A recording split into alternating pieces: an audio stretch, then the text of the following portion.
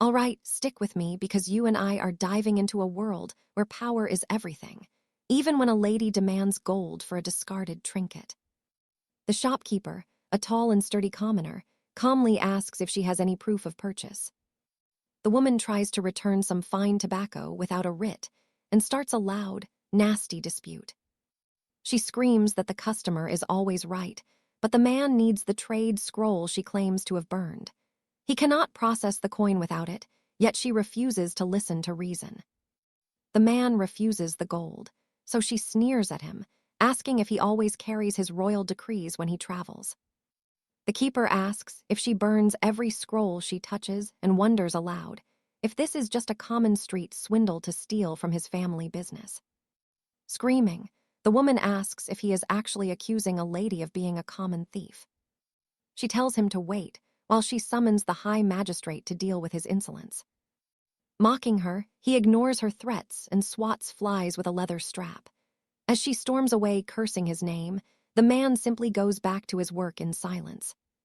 Night descends on the kingdom, and a young man named Caspian enters the shop calling for Julian. His friend looks absolutely drained and should rest, especially after seeing that his left eye is bruised and swollen. Grinning, his friend says he took a nasty hit during combat training today. Caspian marvels at his busy life of study and trade, but Julian modestly claims the shop is just his family's own small business. The academy is on break, so Caspian asks why he loves getting beat up in the combat pits so much lately. His friend says if that is how he feels, he can only apologize for being so stubborn. Now pay attention, because this is where our main character's life takes a massive turn. Julian invites him to watch. There is an elite amateur tournament on Sunday, and he is finally entering the professional knight's gauntlet. Caspian asks if it is true, and Julian admits that earning his professional rank is his ultimate dream. He thought debuting was easy, but his friend reminds him how brutal the journey has been to get there. Our hero takes it back, amazed that his friend is nearly a champion of the realm. Julian invites him to watch live, and Caspian agrees, sensing history in the making. Thanking him, Julian promises to send word of the location. With a nod, Caspian bids him farewell and prepares to leave the quiet trade shop. We see our hero walking the stone streets alone at night, reflecting on his friend's rise to martial glory. The next morning, Caspian travels to the address provided. He arrives before a grand stone building belonging to the massive imperial arena. Staring at the venue, our hero finds it strange to head down the dark stairs into the pits.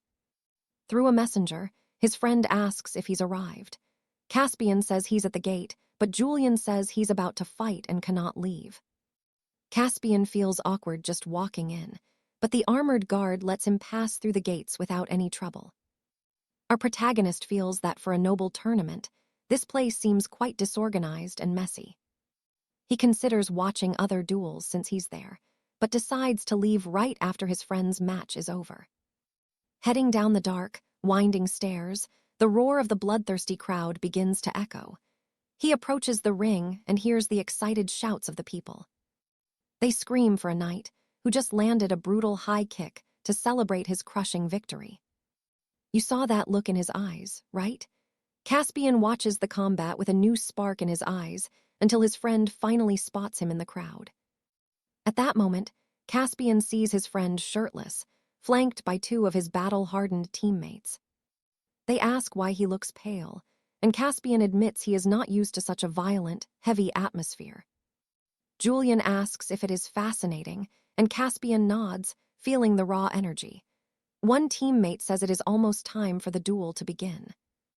Julian tells him his match is soon, and asks him to cheer loudly for his victory. Our hero notes the opponent is a beast, which stings Julian's pride. Caspian stays silent, lost in thought as Julian notices his strange days. After a while, the herald with a golden horn says, "It is time to introduce the warriors." Representing the blue house is the brave fighter Julian, and in the red corner from the red dog house is the warrior 𝑯𝒖𝒊𝒂𝒕𝒆𝒔, wearing a sinister smile. The master-at-arms calls them to the center as Caspian watches Julian very closely. He asks if the Blue House warrior is ready. Then he turns to ask if the Red House fighter is prepared, too. When both nod, the referee yells to start the duel. The moment the iron bell tolls, 𝒖𝒊𝒂𝒕𝒆𝒔 throws a lightning-fast punch at his head. Julian avoids the direct blow easily by twisting his torso to the opposite side. Surprised, 𝒖𝒊𝒂𝒕𝒆𝒔 throws a hook, but Julian ducks under it. However, 𝒖𝒊𝒂𝒕𝒆𝒔 lands a heavy left to the jaw, hitting Julian square in the face. After taking the hit, the protagonist's friend quickly raises his guard with his other arm. So what do you and I think? Is Julian really ready for this? He plants his feet and lands a massive hook on 𝒖𝒊𝒂𝒕𝒆𝒔. Victor winds up an uppercut, while Julian throws a straight punch.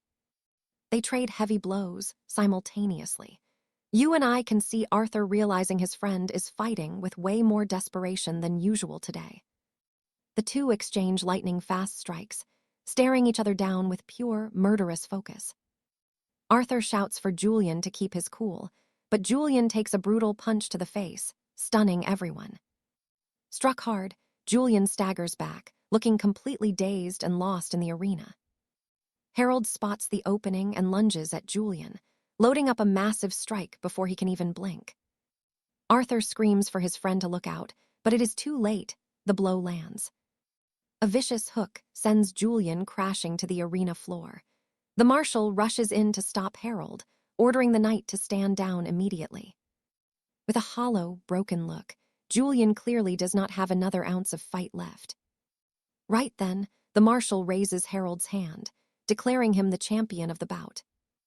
Arthur knows his friend just cannot take a hit to the chin. Losing his chance at the elite guard like this, truly heartbreaking. Now, watch closely. Things are about to get dark. Harold suddenly starts pummeling Julian like a literal demon.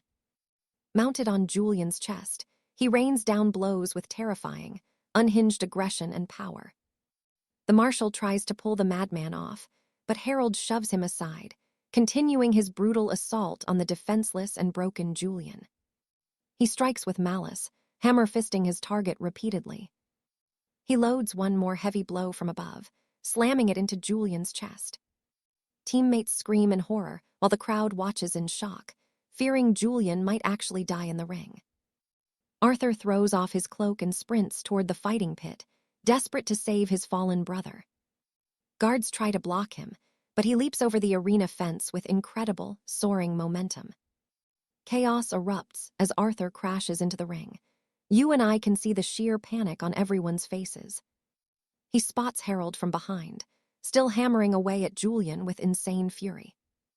Arthur instantly wraps Harold in a chokehold, hurling him across the ring while screaming insults with absolute fury. After dealing with the threat, he rushes to check if Julian is still breathing. Harold recovers and glares with burning eyes. Teammates shout for Arthur to move, as Harold is already closing in from behind. Arthur senses the incoming strike, just as it is about to cave his head in. He reacts and blocks with his palm, but the force sends him flying back into the stone wall. Harold keeps charging, screaming at Arthur, demanding to know who the hell he thinks he is. Arthur barely manages to guard against the onslaught until a surprise blow catches him right on the back of the neck. His defense finally slips.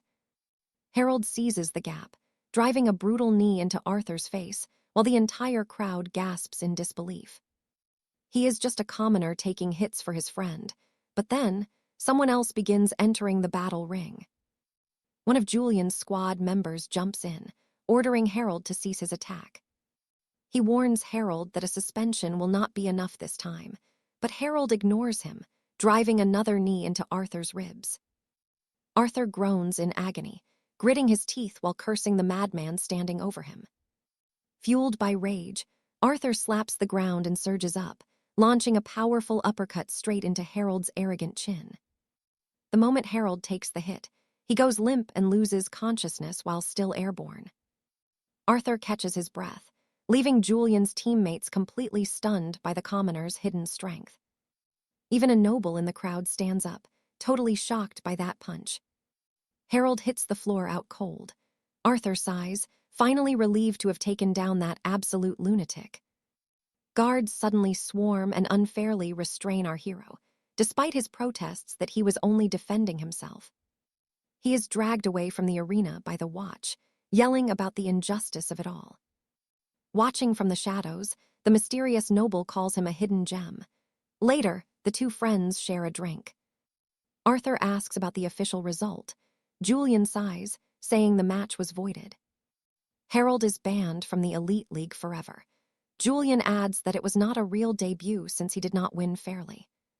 Trust me, you and I are going to see these two legends rise again soon. Stick with me. We're about to watch a commoner get the chance of a lifetime. Julian just wants a private word with our hero. He asks William not to judge him too harshly for what he's about to propose, praying it's taken well. Right then, Julian Lee asks if William has any interest in trying out for the Royal Knights. Our hero is completely stunned, his jaw dropping as he's handed a golden crest by his friend. Holding the crest, he reads the name of the elite order and their commander, Arthur. Arthur was deeply impressed by that knockout and wants to train William to become a legendary knight. Julian urges William to take the chance. Opportunities to join the nobility's ranks don't come every day. Our hero wonders if his friend truly believes in him. He's tempted by the offer, but heavy doubts still cloud his mind. After all, his family suffered greatly back when he used to compete in the royal tournaments. Now pay attention, because his friend isn't having any of those excuses right now. He laughs it off as a joke, asking why William looks so grim, but the boy is dead serious. Dropping the humor, Julian decides to share his own past with our hero. He admits that starting his knightly training was easy at first. After witnessing a duel by chance, he thought being a warrior looked fun. However, he quickly realized he lacked the raw talent to ever become a grand champion.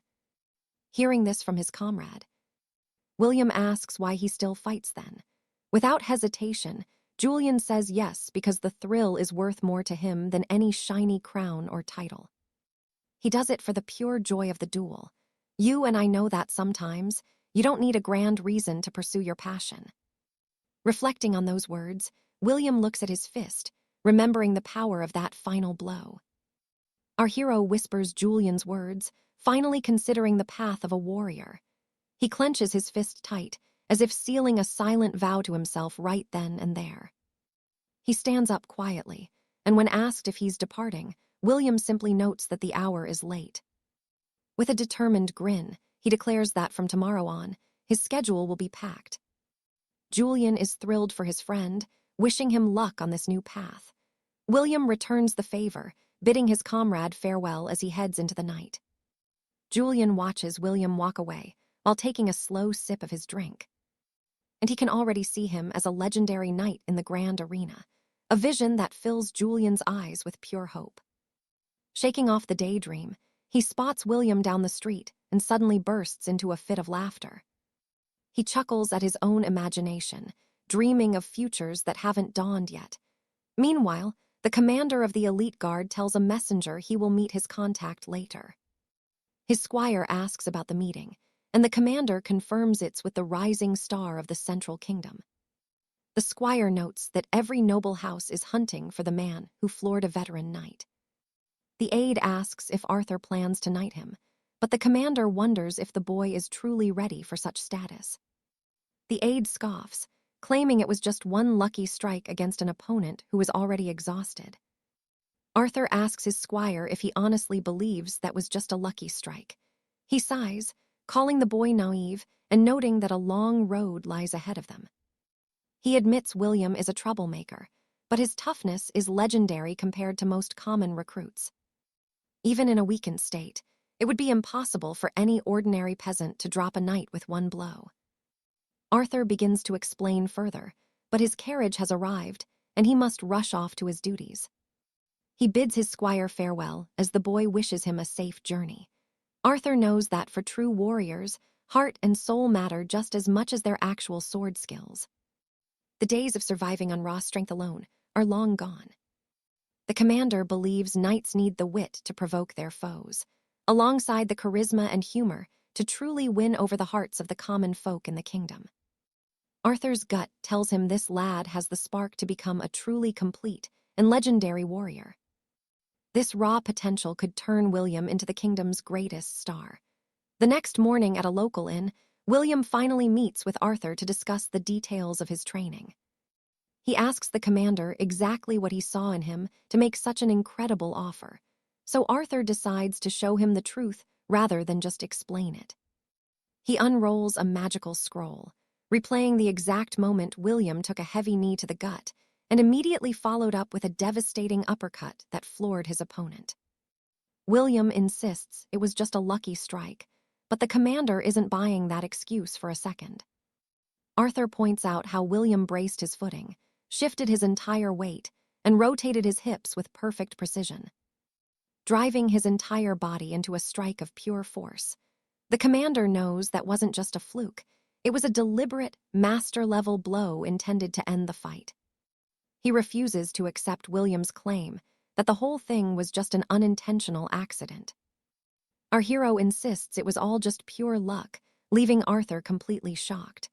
William claims he simply saw a brief opening after being hit and struck out without a single second thought. Arthur asks if pure instinct guided that blow, and trust me, you and I are witnessing a natural-born legend. Stick with me, we are about to see a commoner try to become a legendary knight. Smiling, Commander Alaric asks Cedric if he has ever actually trained for combat before. Our hero mentions he spent 3 years practicing archery when he was just a young boy. Then he trained in swordplay for 6 more years. Alaric realizes that is exactly where his natural talent comes from. He gets straight to the point and asks if Cedric wants to take the trial of the vanguard. After a long, tense silence, Cedric looks him in the eye and confirms he is ready for the challenge. But before they can continue, Cedric admits he is worried about the gold it costs to train. He knows becoming a professional knight is expensive and does not want to go into debt overnight. He refuses to let his family suffer for his ambitions. The commander pauses, reflecting on the boy's noble heart. He asks if the boy really only earns 100 gold crowns a month. The commander offers to match his pay so his family stays safe. Plus, the citadel will provide all his steel and armor. After all, he could make that small amount of gold doing any basic labor in the kingdom. Our hero is skeptical. Is all this support really going to be free? Now pay attention here, because the stakes are huge. Cedric must pass a sparring test to impress the High Lord or go back to his peasant life. Alaric can see that the boy is absolutely terrified of failing this one chance. He asks if there are any more questions. Cedric asks where the trial is, and Alaric points toward Julian's training grounds. Our hero asks the commander if they can change the date of the trial. The commander assumes a month is too short for him and asks for a new date. Cedric shocks the commander by telling him the trial should happen right now, today. Alaric literally spits out his wine in total disbelief that the boy actually wants to fight right this second. He wonders if this kid is insane and asks if he is actually being serious. With absolute determination, Cedric stares him down and repeats that he wants the trial today. The commander asks one more time why he is in such a rush to risk everything right now. He warns that knightly combat is not easy, but Cedric says that is exactly the point. Whether he fights today or in a month, his raw skills are not going to change that much. Alaric knows he is right, but they still need to find a proper training partner for him. You and I both know Cedric wants it now, but Alaric compromises and sets it for next week. The commander insists he learn the basics of the vanguard first, and Cedric finally agrees. The trial is set for 7 days from now. Alaric asks if he will regret rushing into this. Without hesitation, Cedric vows that he will not back out of the challenge. Sensing that fire in the boy's eyes, the commander confirms the date as Cedric stands to leave. Alaric hopes he is ready. Cedric simply promises he will be prepared in 1 week. After leaving the tavern, our hero heads to the barracks to meet the elite squad he will train with. He climbs the stone stairs and reaches the heavy oak doors leading to the main training hall. He enters and sees massive warriors training with heavy iron blocks and swinging massive weapons. These men work together, perfecting their stances and checking each other's form. Others are striking heavy stone pillars with incredible force. Even Cedric feels a bit intimidated by their power. Julian notices his friend and asks why he is just standing there like a statue. They share a quick laugh. A man named Master Thorn introduces himself as the assistant commander of the squad. Since Cedric is friends with Julian, Thorn speaks casually about the trial the commander mentioned. There are many warnings on the tip of his tongue, but he decides to keep them to himself. He tells Julian to go grab some padded armor so the boy can begin his practice. As they enter the arena, Cedric feels ready, but Thorn mutters that this is just a waste of time. Our hero is stunned as the man asks what a peasant can possibly learn in 7 days. They will only focus on the basics of combat. He asks Cedric what he thinks is most important in a duel. Cedric says it is the strike. Thorn agrees, since the basic thrust is the foundation of every knight. And that's where we leave it. Watch as Thorn shows him a strike so fast the eye can barely follow. All right, you and I are about to see a squire become a legend. Sir Cedric throws basic strikes, letting Arthur watch the rhythm, but Arthur finds the whole motion strange. Arthur shrugs and says it looks fine, but the seasoned knight asks him if he is truly certain. Being honest, our hero admits the strike actually looks a bit clumsy and awkward. Then the knight performs the move with perfect form and speed, asking for his opinion. Seeing the strike executed flawlessly, Arthur finally smiles and says that one was much better. However, to Arthur's shock, he will only be training the first, clumsy version. Cedric explains that in a real duel, you must watch for kicks, not just punches. To survive, you must maintain your distance. The second strike is for arena fighting, but it is not suited for the chaos of an actual battlefield. For that reason, a knight's stance is lower and wider than a simple boxer. Now watch closely, because this next move is essential. Cedric teaches the straight strike, used as a deadly combination right after the initial jab. First, you launch a lead strike and pull back. Simultaneously, rotate your hips and deliver a powerful straight punch with your back hand to finish the job. As soon as the blow lands, bring one hand to your chin and the other forward. After the quick lesson, the knight asks if the boy understands, and he calmly nods. Finally, Cedric says the lesson is over, leaving Arthur shocked. His mentor explains that mastering these 2 strikes is half the battle, but it requires endless practice. Cedric warns him to be careful with the training dummy, so he does not break his wrists. Julian asks the knight if he skipped too many steps, but Cedric insists he taught everything necessary. Julian is in total disbelief. That was just a basic overview. What could a rookie possibly do with that? Cedric says that even with detailed instruction, the boy could not do much with it anyway. I know what you are thinking. 1 week of training is nothing. Even Julian argues that Arthur is like a brother to him and needs more. Cedric replies that is exactly why he gave this specific lesson. Since they are like family, Julian should just encourage the boy to go home after today. However, a thunderous impact suddenly draws the attention of the 2 veteran knights. They see Arthur unleashing incredibly precise and devastating strikes with terrifying force against the bag. Our hero circles the training dummy, striking with high speed and surgical precision. He performs fluid dodges and advanced combat movements while landing heavy blows. Cedric asks if this is truly the boy's first duel, and Julian thought it was. Suddenly, with a cold and focused gaze on the target, Arthur launches a massive hook. The training bag flies across the room as sweat drips from his face. Sir Cedric thinks this might actually get very interesting now. Soon, we see our hero delivering brutal, high-impact kicks to the heavy leather target pads. Cedric, holding the pads, yells for him to stop, asking if he thinks this is ballet. He says there is far too much force behind those kicks. He needs to strike fast and hit the target squarely. He orders Arthur to perform rapid kicks again, and he follows perfectly. A man enters the hall and greets the 2 knights with a warm good morning. The massive older man looks exhausted, but notices everyone is working hard. Sir Cedric welcomes him back and asks about his travels, and he says it was the same as always. He asks who the new kid is, and Cedric explains he is the one recommended by the Grand Director himself. At that moment, he introduces Arthur to the head coach of the grounds, Lord Balder. The burly coach asks the boy if he truly enjoys combat. Our hero says it is fun and mentions he enjoys watching the local tournaments. Lord Balder gives Arthur a strange look that sends a sudden chill down the boy's spine. Advising him, the veteran tells Arthur to train hard so that he might actually see good results. He waves to the other students and wishes for everyone to keep giving their best during practice. After that, Cedric tells Arthur to continue his training.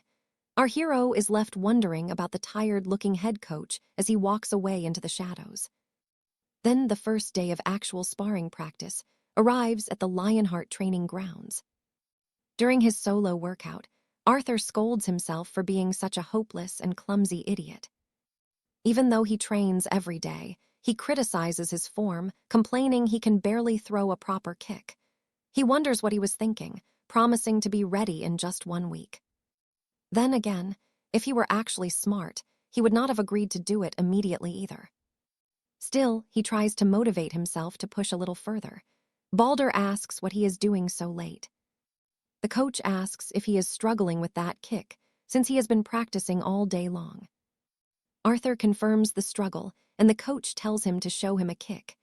After Arthur calls him sir, Balder says to call him Big Brother while he evaluates his form. But Arthur asks how old the coach actually is after that, and the man stays silent. And that is where we leave it. Trust me, you and I just witnessed a legend in the making. Arthur throws one last whip kick while Balder watches. All right, you and I are about to watch a commoner try to become a legend in the arena pit. Master Cedric explains that Arthur is using only his legs, making him slow. He tells him to use his core. He says the thigh and abdomen must work together, and using only one means he loses half the power. Master Cedric offers a demonstration and tells the boy to watch the impact carefully. He explains he must first use his core to drive power into his legs. Simultaneously, he must launch the strike while pivoting his hips throughout the entire movement. Our hero tries to replicate the movement by tightening his abdominal muscles inward.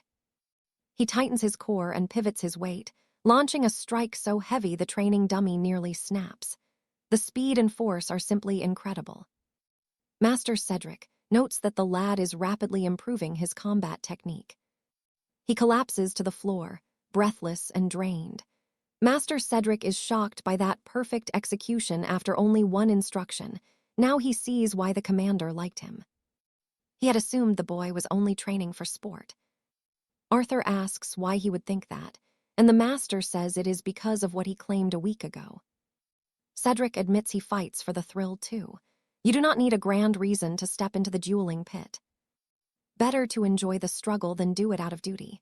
Rest up, for managing your strength is vital. Suddenly leaping up, the boy calls out to his mentor.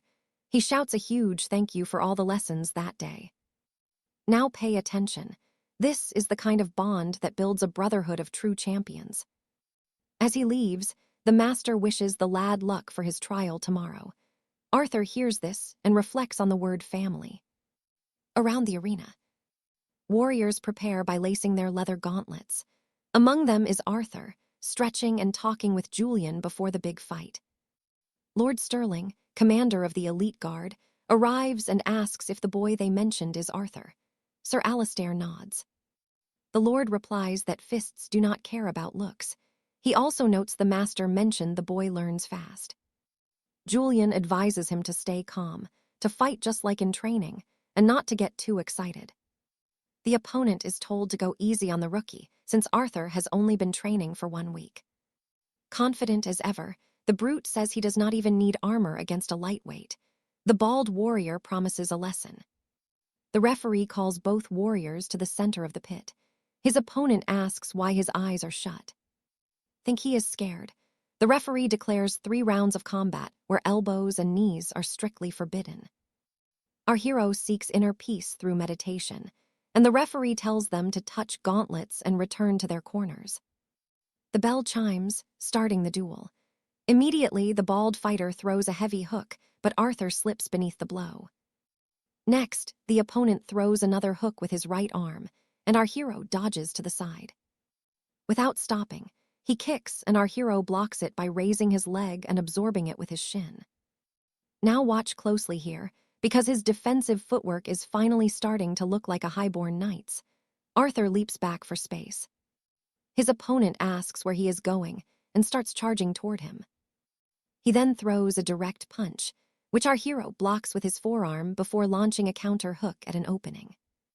That heavy strike lands on Arthur's right side, and the boy certainly feels the sting. He grunts in pain and raises his guard as his opponent prepares another heavy blow. Julian asks if he is taking too many hits, but the master says he is likely just warming up. They hope he turns this around. The bald brute roars, asking if he plans to fight back after taking all those heavy blows. Right then, he dodges a punch and slips under the opponent's guard. He delivers a perfect uppercut straight to the brute's chin. The strike shocks the noble spectators, and even his opponent has to respect that power. Next, the bald warrior tries to land a straight punch. But our hero easily slips the strike and counters with a clean hook to the face, though the bald fighter responds with a blow of his own. The lad immediately throws another strike back, turning the duel into a perfectly balanced match. His opponent wastes no time and lands a punch right in the middle of our hero's face. Julian tells the master that Arthur is holding his own against a veteran knight. The master watches in silence while Julian cheers his heart out. The end of the first round is announced by the referee, who tells them to return to their respective corners. So what do you and I take from this? Trust me, the real battle is only just beginning. All right, you and I are about to watch a total underdog finally stop, holding back, as the arbiter calls them back to center. Lord Sterling praises young Arthur for his grit, but Commander Thorne just nods in agreement. Still, the Lord spots a fatal flaw while watching the boy throw more and more desperate strikes. He sees the boy drenched in sweat, gasping for air in the heat of this brutal duel. The Lord sighs, noting the boy's greenness has led him to waste his energy far too quickly.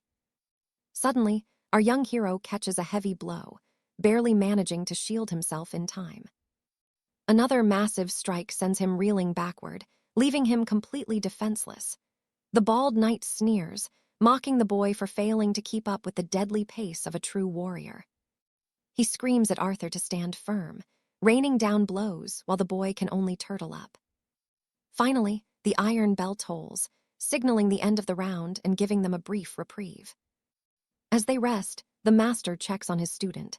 Lord 𝒔, unimpressed, decides he has seen enough and prepares to walk away. He mutters that the lad is finished, telling them to sharpen his skills and end this slaughter. Commander Thorne bows in agreement, but suddenly, a thunderous voice bellows Arthur's name across the yard. It's the old master himself, and Arthur turns to face the music. He grills his student, asking if he truly intends to die in such a pathetic display. Now watch this, he asks. What fool shows mercy to an enemy like that? The bald knight listens in, amused by the scolding. The master growls, "This is no tournament for gentlemen." If you're cornered, gouge his eyes. Arthur stares in horror, begging his master to stop such dishonorable talk. The master just laughs, telling him to find joy in the clash rather than treating it like a chore. Don't leave with regrets, just fight your own way. Then he winks, saying not to actually aim for the groin. He was just trying to wake him up. Standing tall with new fire, Arthur begins stripping away his heavy protective armor. The final round is called, and the Lord pauses to watch. Our hero casts aside his gear, deciding it's finally time to show them what a real warrior looks like. Squaring up against his foe, he loosens his muscles, preparing for the ultimate showdown. The brute wonders what changed, confused by this sudden surge of spirit. After all, the boy was just a punching bag moments ago. But now, he stands with iron confidence, his eyes burning with a light they didn't have before. The brute grins, ready to crush whatever tricks the lad has. With a roar, the bald knight charges. You and I saw that dodge coming, right? He slips the massive blow with ease, but his footing suddenly wavers, and he nearly hits the dirt after making that sharp, desperate maneuver. The Knights of the Elite Guard watch with heavy hearts, losing all hope. Commander Thorne knows that, with a bit more composure, the boy would have earned his knighthood by now. The Brute had expected a challenge, but so far, nothing seemed to have truly changed. He winds up a finishing blow, boasting that he'll put Arthur into a permanent sleep. But suddenly, our hero shocks the entire arena by landing a thunderous counter that sends the Brute flying across the ring. Reeling from the impact, the bald knight's face contorts in raw, genuine agony. The surrounding warriors murmur in disbelief, wondering how that strike even connected. Stunned, he tries a desperate jab, but Arthur slips under it like a shadow. The Brute roars that lightning won't strike twice and lunges again, but our hero just dances out of reach once more. Following the dodge, he glides inside the man's guard with a lightning move, connecting a brutal, rising uppercut. It's a perfect strike, delivered with enough power to bury his fist deep into the Brute's midsection. Arthur retreats gracefully, while the bald knight doubles over, clearly feeling every ounce of that impact. Dazed, he wonders how the tables turned so fast, while Arthur coolly beckons him forward. Blind with rage, the Brute spits a curse and charges like a mad bull. A wild swing comes his way, but Arthur parries the blow effortlessly, shoving the massive arm aside. The Brute begins swinging like a maniac, but our hero weaves through it all with ease. The knight is paralyzed with confusion, unable to grasp how the boy is doing this. Seeing every single one of his strikes hit nothing, but air sends a chill down his spine. Trapped in shock, the opponent finds Arthur slipping past his defenses for yet another time. Bracing for a heavy hook, the bald knight raises his guard to protect his skull, only to be completely blindsided by a lightning-fast kick straight to his ribs. The foe realizes too late it was a feint, taking the full force of the blow. Seizing the opening, Arthur winds up a follow-up strike. Driven by pure instinct, the enemy throws his arms up to shield his head. But our hero shifts, delivering another crushing kick to the stomach. The watching warriors are stunned to see the veteran knight being dominated while fighting for his life. Lord Sterling realizes the Brute isn't pulling his punches at all. He's simply being outclassed by young Arthur. Arthur has found his rhythm, and trust me, you and I are watching a legend being born as he unleashes a flurry of unpredictable strikes. Stick with me, this arrogant knight has lightning-fast footwork. His movements have a wild freedom, shifting between raw force and expert evasion. The Duke wonders if this style is natural talent, finding it remarkably versatile for such a green young squire. The Brute feels like he was struck in his sleep, but upon realizing Alaric caught him off guard, he actually smiles. He hates to admit it, but the bald knight knows he is being dominated, and his pride is bleeding. He screams that he won't be pressured by these light blows, and charges forward blindly. But before he can close the gap, an uppercut catches his chin and lifts him off his feet. As the Brute falls, our hero readies his final strike, driving a massive kick directly into his opponent's armored face. Now watch this part. The kick is so powerful the bald knight nearly blacks out, flying all the way across the arena before crashing hard into the dust. The master asks if the High Arbiter will intervene now that the duel has ended in a knockout. That is when he declares the match over, ordering the defeated warrior to leave the sacred circle. The commoners celebrate as Master Thorne looks on with pride, giving our hero a rare, heartfelt smile of approval. Alaric is glowing, and the Duke admits the boy exceeded every expectation with that display of knightly prowess. However, the Duke notes a dangerous habit in Alaric's technique. He asks if that final round was a proper duel or just a common street brawl. He claims they are noble knights, not simple thugs, and they must always maintain their etiquette. The Duke believes those who don't understand that distinction aren't true warriors. He can be harsh in battle, but there are certain lines a knight simply cannot cross. Alaric listens, understanding the importance of honor, but asks if he's not allowed to do whatever it takes to win as long as he follows the laws of the arena. The Duke asks if he truly believes that, and Alaric says yes, because the only goal of any duel is victory. The Duke offers to discuss this later, handing over the royal scroll and asking when he will sign his vow. But then, you and I didn't see this coming. Alaric refuses the vow. The Duke, already speaking as if he'd won, is completely stunned. Alaric believes his wild style wouldn't fit in the king's elite order. He bows respectfully before the Duke and departs, leaving his mentor shocked. Later, at a tavern, Master Thorn is using a communication crystal to speak with the Duke. He acknowledges the mess, ends the call, and sighs deeply while Alaric waits quietly at the wooden table. Alaric apologizes for the trouble, and Thorn is just glad he's self-aware. He sits down, ready to hear what the boy has to say. Then he asks why the boy wants to join his small school. Alaric replies that he simply loves the sword and needs no other reason. Thorn asks if he's just trying to spite the Duke for his harsh words, but the boy says he holds no grudge. After all, during his squire years, all he ever did was practice combat. And every master told him the same thing. They ordered him to never question them and just obey. They used their authority to demand his silence instead of letting him fight freely. When he lost control of a match because he got too excited, the entire squad would be punished for his reckless spirit. His mentor asks if the Duke felt the same, and Alaric says yes, because he seems like a man who kills creativity. But he adds that Thorn is different, making the old master curious. He recalls Thorn telling him to fight however he wanted and just enjoy it. The master claims he only said that because they were losing so badly. Even so, Alaric insists no other master would have given him that freedom in that moment. Thorn thinks that makes him a poor teacher, but Alaric says those words touched his soul because nobody had ever trusted him before. For that reason, he wants Thorn as his master and wants to learn the way of the sword. Without answering, the old man tells him to eat the roasted meat before it burns. He says he understands, but reminds him that most people start this path simply because they enjoy it. That is why most do not last 2 years, and he asks Alaric why that is. The master says it is because the dream is not worth the risk of going hungry. Whether it is swordplay or sorcery, you can only have fun if you can pay for your bread. That is why every fighter wants a noble house to give them gold and security. He says if Alaric wants gold in the arena, he must join the elite order, but the boy refuses instantly. He does not want gold, he only wants to enjoy the fight.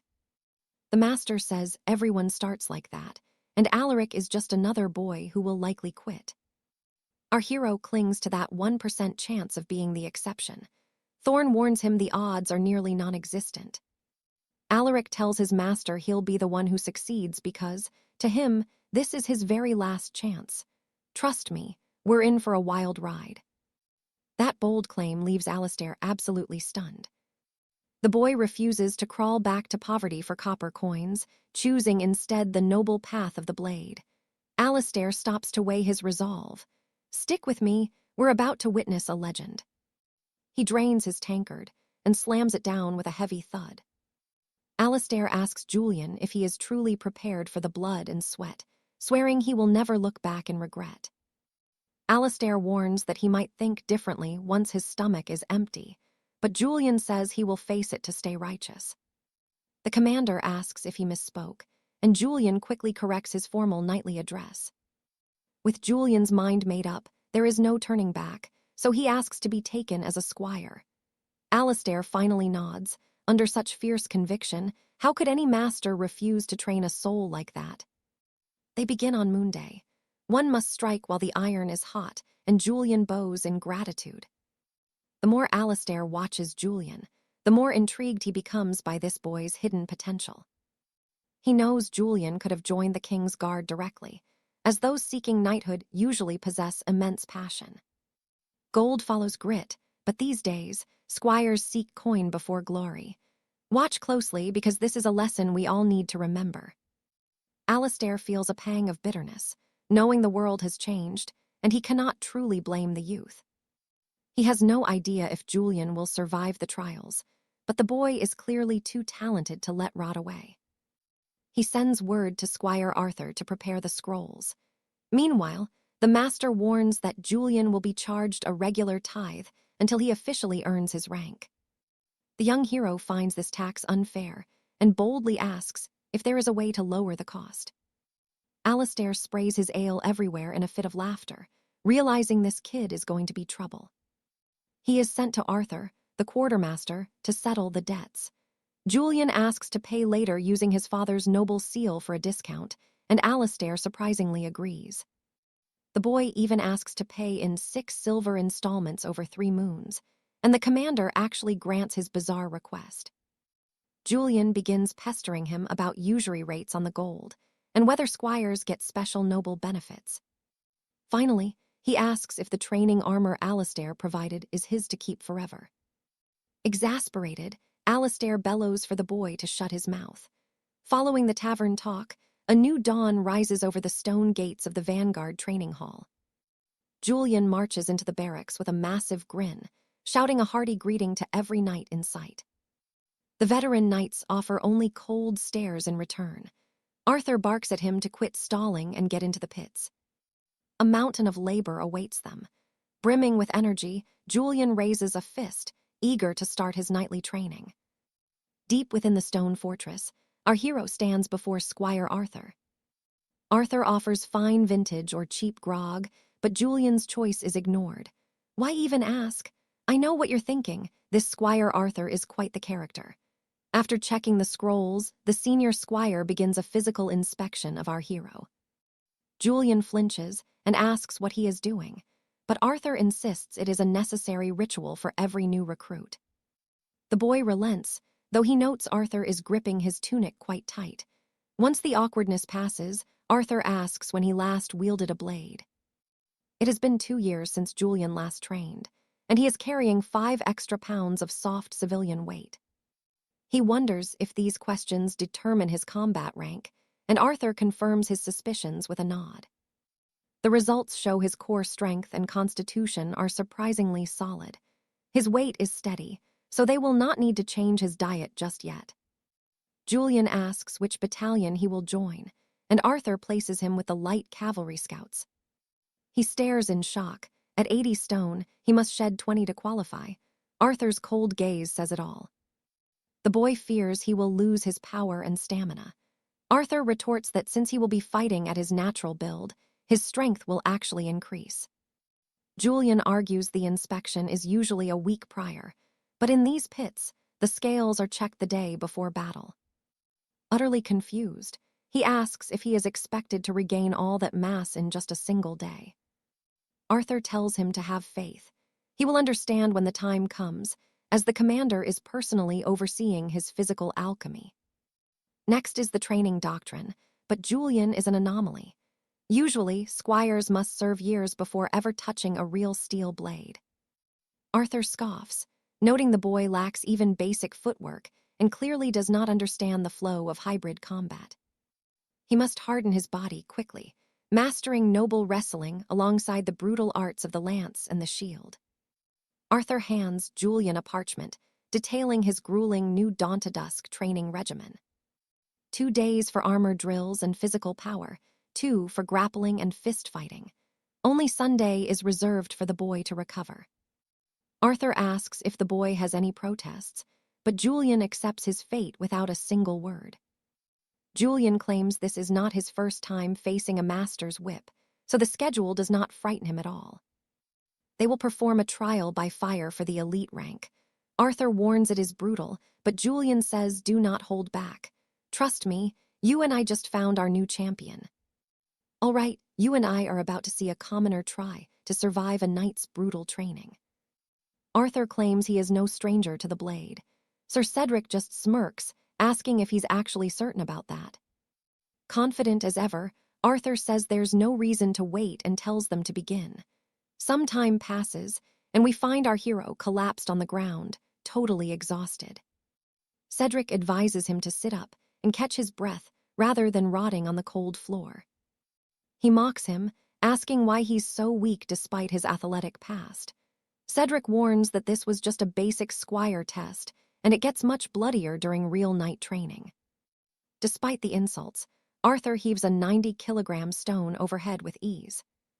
He crushes 28 pull-ups and 12 heavy rows. Then comes the dumbbell curls and squats with 140 kilograms of iron. He does these squats in 3 sets, piling on more weight every time. Even for veteran knights, this is a heavy-duty routine that would break most men. Now pay attention here, because even Sir Cedric didn't expect him to handle this much steel right away. That makes him realize Arthur is an extraordinary warrior. When he asks why he's laughing, our hero says it just feels good. After all, he loves the sensation of his muscles burning and being pushed to their absolute breaking point. Sir Cedric finds that creepy, since any normal person would be screaming in pain. Arthur asks if he's finally earned his place. He remembers Cedric saying he wasn't part of the elite royal guard family earlier. The young hero notes that the knight didn't exactly whisper those insults back then. Cedric explains he was just having a bad day. He stops making excuses and gets back to the grind, ordering the boy to start his stretches immediately. Arthur tries to skip it since he's already warm, and they start bickering. Trying to scare him, Cedric warns he has never truly experienced hell. Our hero stumbles backward, spooked by a massive shadow entering the training hall. That man is the legendary Sir Thorn, the kingdom's master of strength and endurance. Cedric asks what the master is doing here, and Thorn says he is taking over. While playfully choking Arthur, he says they are starting stage 2 now. Arthur complains that switching masters mid-training is unfair and wants to stay with Cedric. Thorn asks the room what they should do about the boy's plea. Everyone in the hall exchanges nervous glances, while Sir Thorn still has Arthur in a headlock. You and I can see Arthur hoping Cedric will save him, but he's crushed when the knight hands him over. Cedric says he will be in good hands. Arthur tries to argue that he hasn't even stretched yet, begging for a few more minutes of rest. Cedric realizes there is still a long way to go to build trust. He knows it is rare to find a recruit with that perfect mix of talent, passion, and skill. Cedric believes the tournament circuit is about to meet a rookie who will conquer the kingdom. Sir Thorn, while drilling Arthur on heavy lifting, roars at him to push through just one more rep. Cedric just hopes the boy doesn't give up since he believes in his potential. Inside a ring, sparring practice begins, and Arthur narrowly dodges a heavy strike. The knight training him swings a vicious hook with his other arm, but our hero barely evades it. Arthur snaps back with a 2-punch combo. His trainer yells at him to be faster, because real enemies on the battlefield won't just stand there and wait. Arthur wonders if he's truly weak since he finds it so hard to follow commands during a chaotic fight. Sir Julian, the grappling master, says if he could do that, he'd be a champion already. The combat coach calls for a break, praising the boy for a job well done. Cedric pulls Arthur aside, saying it's actually tough to talk to him even though they spend every day together. Cedric was really surprised when he rejected the royal guard, but Arthur wasn't going to abandon his humble team. Arthur says he'll understand once he grows up, which really annoys Cedric. Just then, a messenger arrives at the ring, shouting that their Lord Commander has finally arrived. Everyone bows to Lord Baron. As he strides in, he says he has a massive announcement to make and orders the men to gather around him closely. They all sit down to listen, as the Baron holds up some scrolls and asks if anyone recognizes them. One squire guesses they are tournament offers, and the Baron confirms he has secured 4 from the High Council. The squires call him a ruthless shark, which actually offends him. He claims he did it all for them. Confused, Arthur asks what these offers mean, and Cedric explains they are invitations to 4 official duels. Cedric says it is a tough world, and they only got them because they are a fierce team that always puts on a great show. Cedric tells Arthur to thank the Lord who works tirelessly for these chances. Lord Baron stops stalling and begins naming the warriors who will be competing. Sir Gareth, the wrestler, is the first name called, and he steps out. Next is Sir Tristan, a master swordsman who stands among the elite ranks. Arthur has heard those two are legendary members of the Golden Order. The third warrior chosen is Lady Alina, who Arthur knows is the same age as him. She is undefeated in 5 duels and is a famous rookie in the High Council. So what do you and I take from this? Alina isn't just a deadly knight, she is a goddess. Stick with me. William Thorne feels the gap between him, and the elite is like heaven and hell. Our main character is certain he is not the final pick since he is a nobody. But then Coach 𝑯𝒖𝒂𝒂𝒕𝒆𝒔 calls out William Thorne, shocking the entire hall. Most fighters have no clue who he is and are stunned by the offer. Julian Vance just stares him down with a look of pure judgment.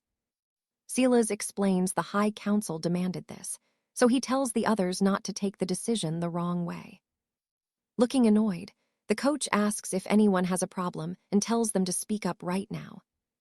He says if there is no more talk, get back to training, and those with offers should follow him. 𝒖𝒂𝒂𝒕𝒆𝒔 approaches our hero from behind for a private chat. William asks the coach if this is truly okay, since the other knights seem so upset. 𝒖𝒂𝒂𝒕𝒆𝒔 asks what they are supposed to do. The decree came directly from the High Council itself. Still, William feels guilty, but the coach says the organization gives the orders. He tells him to be happy, but the main character is just confused. Now pay attention here, the offer is from House X1, the biggest organization in the kingdom. The coach says they discovered him through that viral footage. They are calling him a monster for taking down a pro. They were impressed by a commoner stealing the grand tournament spotlight. William asks if he is actually going to debut. The coach says yes, but there is a massive catch. He hands him a parchment to look over something very delicate. He reads the profile of a man named Sebastian Jace, 180 centimeters tall, 90 kilos, 23 years old. He is in the welterweight tier. William looks at the schedule on the parchment. The duel is set for September 9th, and today is already August 18th. The coach says a fighter was injured and replaced by William. Now he only has 3 weeks to drop weight. On top of that, he has to analyze an opponent like Sebastian, who is far stronger and more experienced. You and I both know that in professional combat, you usually get 3 months to prepare. This is absolutely insane. He imagines facing an opponent from a higher class, without even having full control over his own body yet. It would basically be digging his own grave, but he decides to do it, and the coach asks if he is sure. There is no turning back once the choice is made. Even so, William is determined. 𝒖𝒂𝒂𝒕𝒆𝒔 says they will sign the contract tomorrow. For now, he is dismissed. William asks if the coach agrees, and he says since he accepted the offer, he is not against it. This makes our hero wonder if all match arrangements are always this simple. 𝒖𝒂𝒂𝒕𝒆𝒔 calls out and asks if his parents know he is training in combat. William says they have no idea he is fighting yet. The coach does not want to interfere, but asks if he should get his parents' blessing before entering the arena. A bit reluctant, he decides he will talk to them. The coach watches his reaction closely. 𝒖𝒂𝒂𝒕𝒆𝒔 suggests he speak with his parents today and make the final decision by tomorrow morning. William is surprised. The coach needs an answer by tomorrow to organize the schedule. He tells him not to pressure them for approval because another opportunity will come. Before leaving, our protagonist asks if there really will be another opportunity. Laughing, he says he just asked for the sake of it and will update the coach tomorrow. He announces he is heading home now. 𝒖𝒂𝒂𝒕𝒆𝒔 remains silent, looking somewhat relieved. He remembers hearing that William caused his parents a lot of trouble with past sports. Coach 𝒖𝒂𝒂𝒕𝒆𝒔 finds this whole situation very frustrating.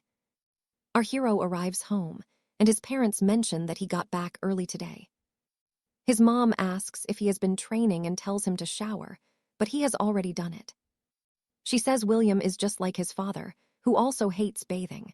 Suddenly, his dad jumps up and starts practicing combat moves, startling his wife. Right after his dad does that, his mom gets angry.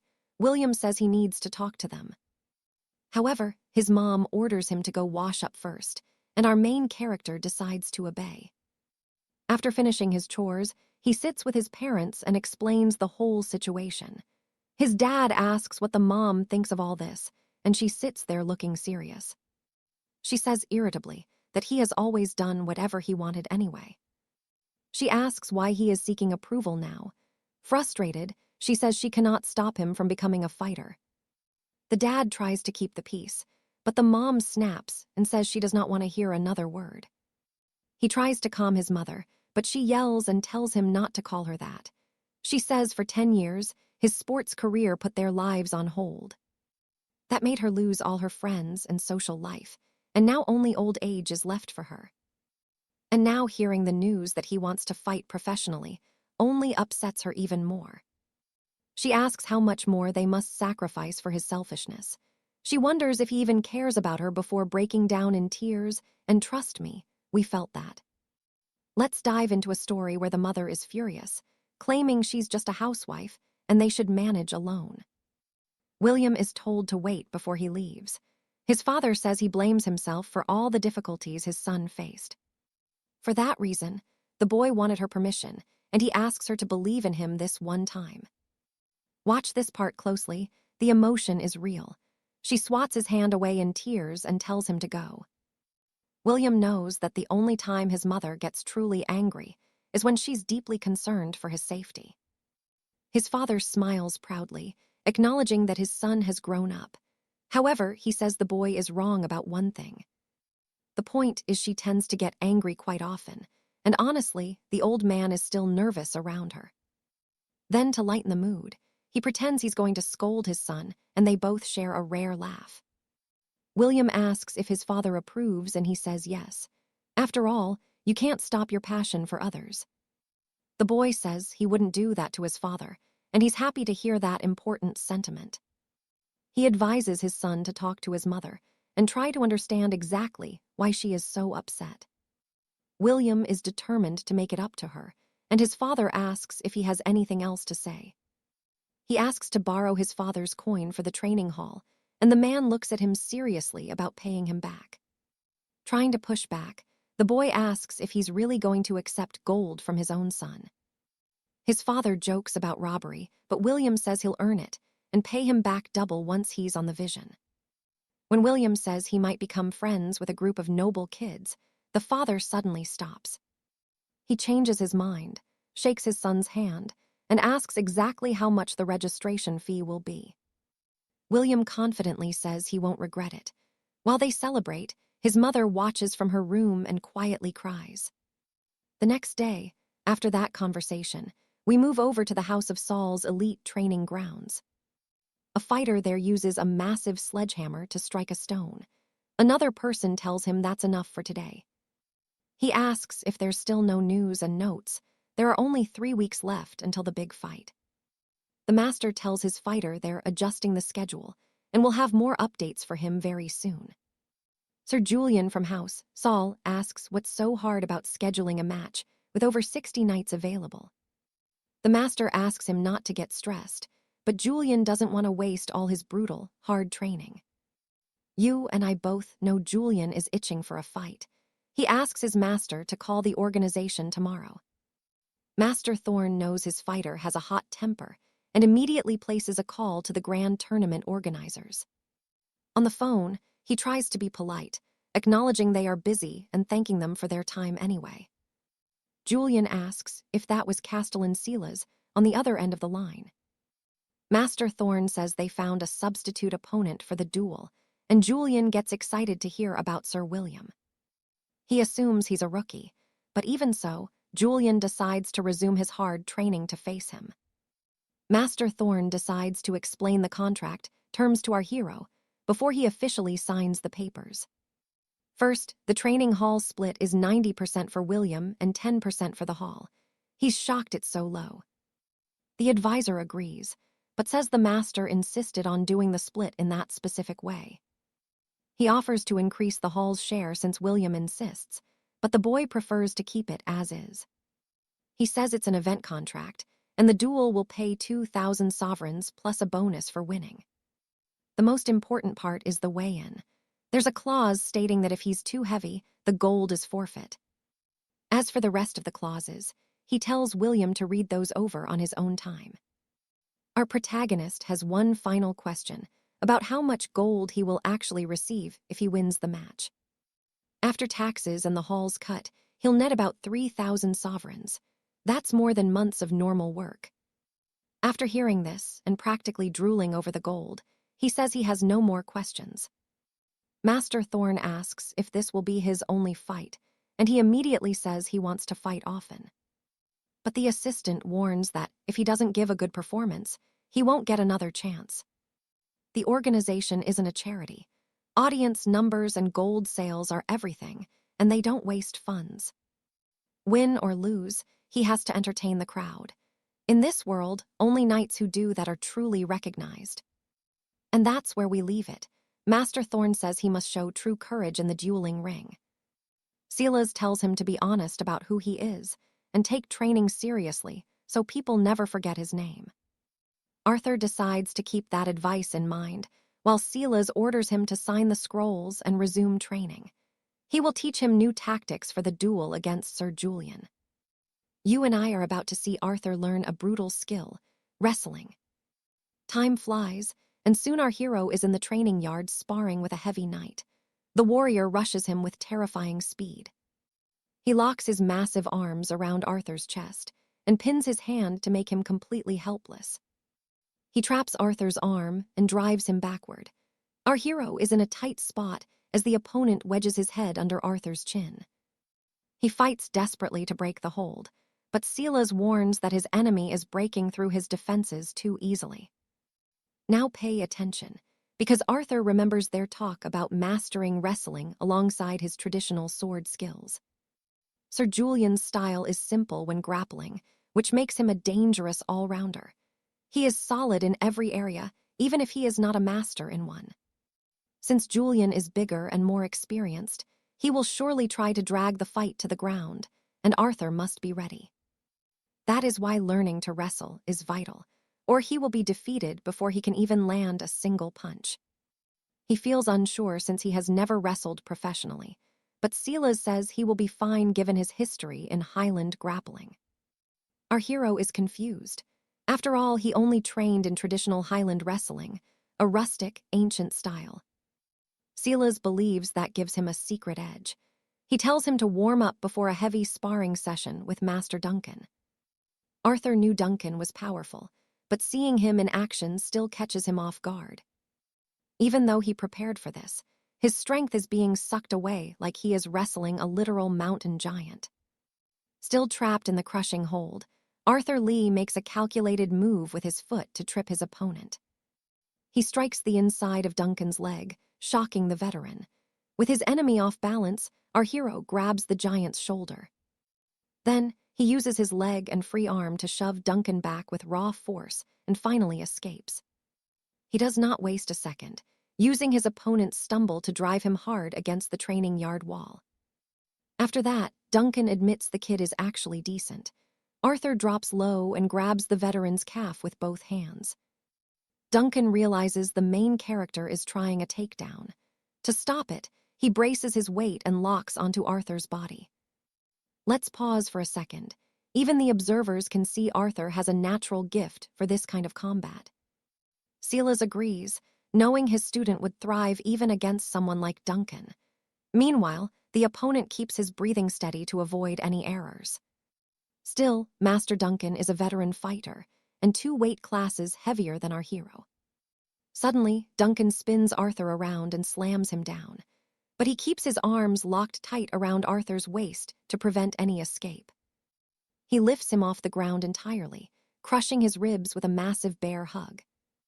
Even with his arms pinned, Arthur twists his torso and uses his feet to break the deadly hold with unpredictable movements, successfully turning the tables. Duncan looks exhausted and finally acknowledges that Arthur Lee is a real threat. Our hero says he has not even shown his full power yet. Then, the 2 charge forward in a massive clash of strength. 𝒖𝒊𝒂𝒕𝒆𝒔 worried the rustic grappling style would not work in the grand tournament, but it is proving to be incredibly effective. He sees Arthur as a hidden gem and thinks they have a real shot. Later in the carriage, 𝒖𝒊𝒂𝒕𝒆𝒔 asks for his weight. He says 77 kilos. 𝒖𝒊𝒂𝒕𝒆𝒔 notes the tournament allows a small margin and does not expect any trouble. Arthur admits he has not eaten or drank a drop because the scales are unforgiving. He says he did the same for the Highland Games, and Alina gets annoyed hearing about his past again. Alina is only tagging along because she is bored. Arthur tells her to leave if she is going to complain, but she offers to carry the bags. The main character tells her to just handle the luggage and stay out of his way. 𝒖𝒊𝒂𝒕𝒆� is happy to see them getting along, while Arthur mentions he has not told his friends about the duel. 𝒖𝒊𝒂𝒕𝒆� thinks he should have invited them, but Arthur insists on telling them after the fight is over. Alina says the real reason is that he is afraid of being humiliated if he loses. Arthur laughs and admits she hit the nail on the head. He repeats that she is right and then flicks her forehead. The two start bickering, making 𝒖𝒊𝒂𝒕𝒆� wonder why they are always fighting. They finally arrive at the Grand Hall for the official pre-fight appraisal. Arthur is stunned by the crowds and the royal scribes. The advisor tells him to stop standing around and start following his lead immediately. The aide shows our hero to his designated seat, and the main character sits down without wasting a single moment. He spots Sir Julian in the corner. 𝒖𝒊𝒂𝒕𝒆� warns him, no talking or eye contact until the duel. You and I should stay tuned for what happens next. Let's dive into this.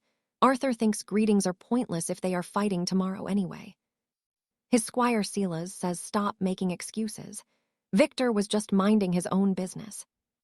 After 𝒖𝒊𝒂𝒕𝒆� brings it up, Arthur realizes he's been stuck in his head. He suspects Victor is dodging his gaze because Lady Alina is watching them both. The two sit incredibly close to one another as the herald announces the weight check is starting. The grand trial begins with the lesser knights from the preliminary bouts. To keep things fair, the house masters from each side join the circle at the start. Then the main champion bouts begin, and the weighing for the under 70-kilogram fight finally starts. Suddenly, Arthur Thorne confidently removes his tunic and gear, ready for the scales. Lady Alina is shocked when he strips and kicks him. Alina asks why he's stripping before his name is even called, but he simply doesn't care. Alina claims his small clothes are embarrassing, but Arthur argues they are the finest silks in the kingdom. The herald calls Arthur Thorne to the stage. He steps onto the scale, recording a weight of exactly 77 kilograms for the crowd gathered. Alina says he'd be a failure if he couldn't even manage that, and offers a nod. Arthur grumbles that she's only nice after the work is done, as she hands him his cloak. He claims it's too hot to dress, but she forces him to cover up for decency's sake. Watch this, the crowd erupts in laughter, and Alina gets so embarrassed she throws his cloak and flees the stage. It's announced that the fighter 𝒉𝒂𝒕𝒆� has also cleared the weight at 77 kilograms. It's time. 𝒉𝒂𝒕𝒆� and Arthur Thorne are told to face off, and they strike a fierce pose for the gathering crowd. Our hero notices Victor's gaunt face and dry physique, knowing he'll look far more dangerous once he recovers for the duel. Arthur wonders if he can win, until Victor snaps that his visible doubt is bothering him. Victor asks if Arthur's ever even fought in a minor league. He wants to know what Arthur was thinking accepting a fight just to make Victor look bad. He demands to know who his sponsor is, because nobody enters a grand duel without real combat experience.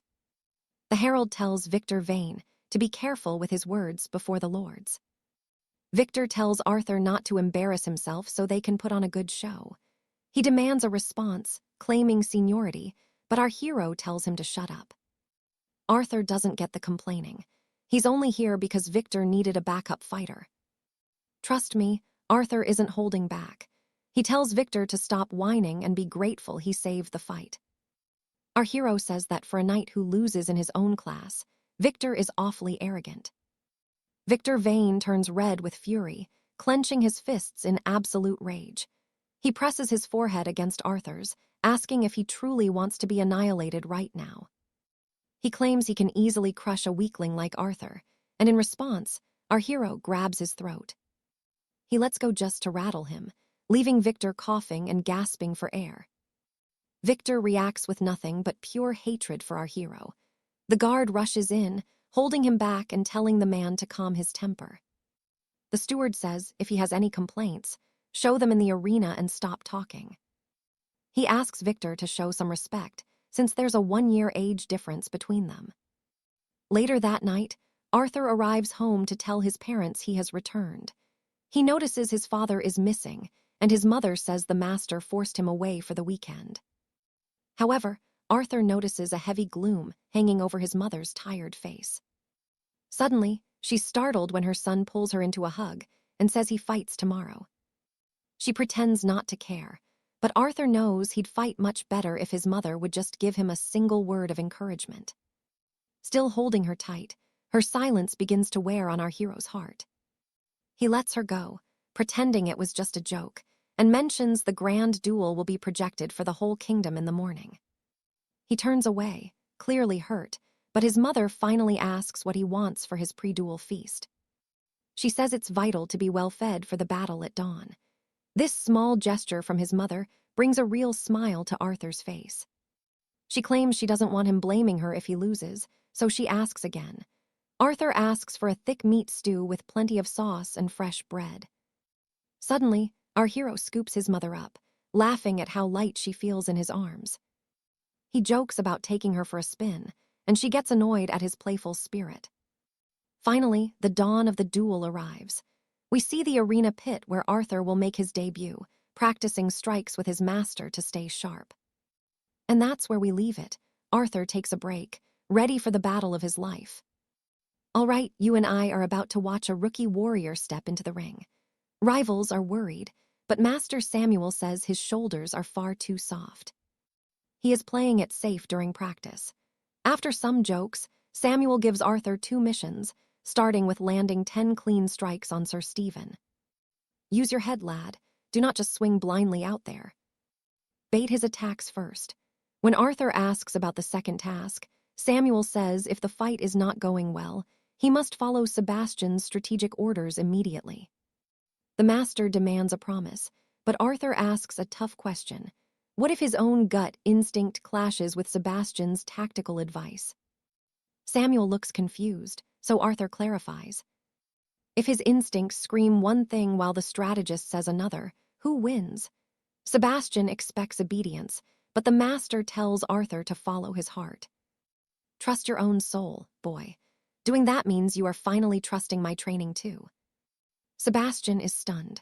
Following the order to keep a level head, Arthur nods, promising to give this duel everything he has got. The herald's voice booms, calling Sir Stephen and Arthur Lee to the sacred fighting circle. Now pay attention here. Arthur and his small team are finally taking those heavy, high-stakes steps toward the center of the legendary Grand Octagon. The sheer scale of the royal arena dazes our hero. His squire admits he's nervous, but Master Samuel just barks at Arthur to start warming up. Following his master's lead, the warrior begins drilling his basic strikes in total silence. Sebastian questions why Samuel told Arthur to prioritize his own instincts over the plan of a seasoned strategist. Let the boy fight his own way, Samuel insists. Sebastian protests loudly. This is his life or death debut match. Losing means his career ends today, so why gamble? Samuel reminds him that Arthur spent his entire life being a puppet who only knew how to follow orders. That bitterness ran so deep that he walked away from the king's elite guard. No one knows his limit, so let him fight free. Master Samuel has a feeling this is far from being his final battle. Besides, Samuel adds, Arthur would never listen to Sebastian anyway. He finally accepts the truth. The heralds introduce the night's main attraction in the blue corner, Arthur Lee.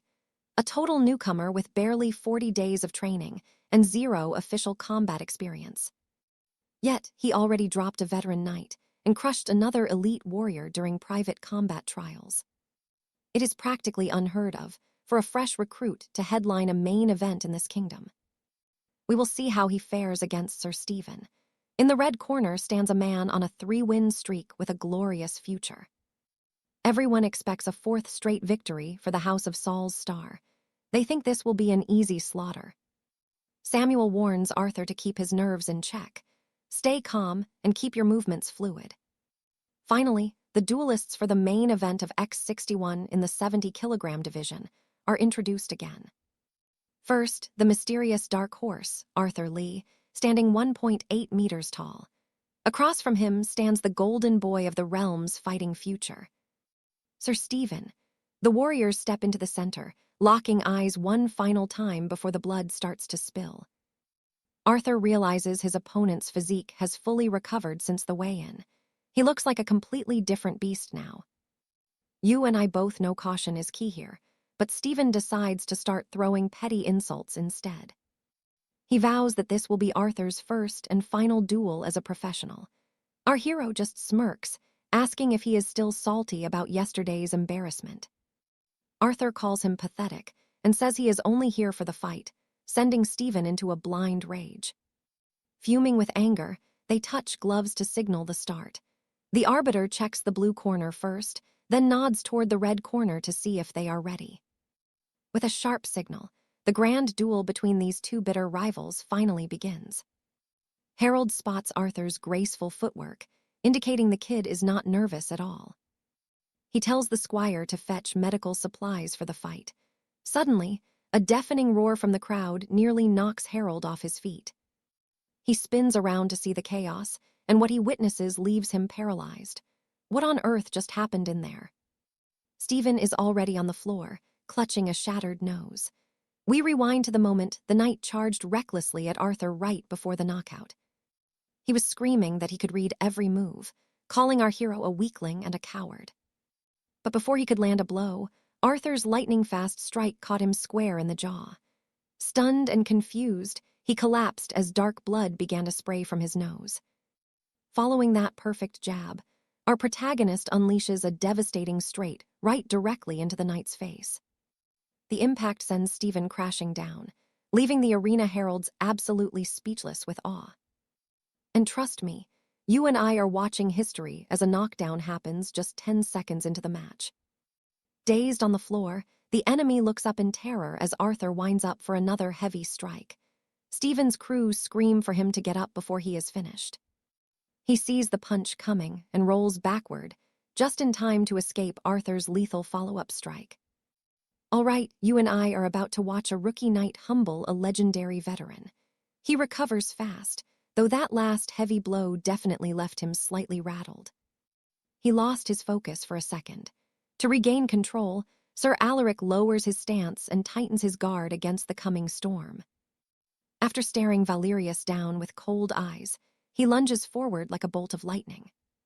He lands a heavy punch right on his opponent's chin. It sends Valerius reeling, nearly ending the duel, but the veteran somehow stays standing. Our young knight seizes the moment, charging in as he notices Valerius trying to cover up his face. Seeing an opening in the gut, he slams a fist into the soft spot. The Baron takes the hit but refuses to fall. He holds on purely through his incredible martial grit.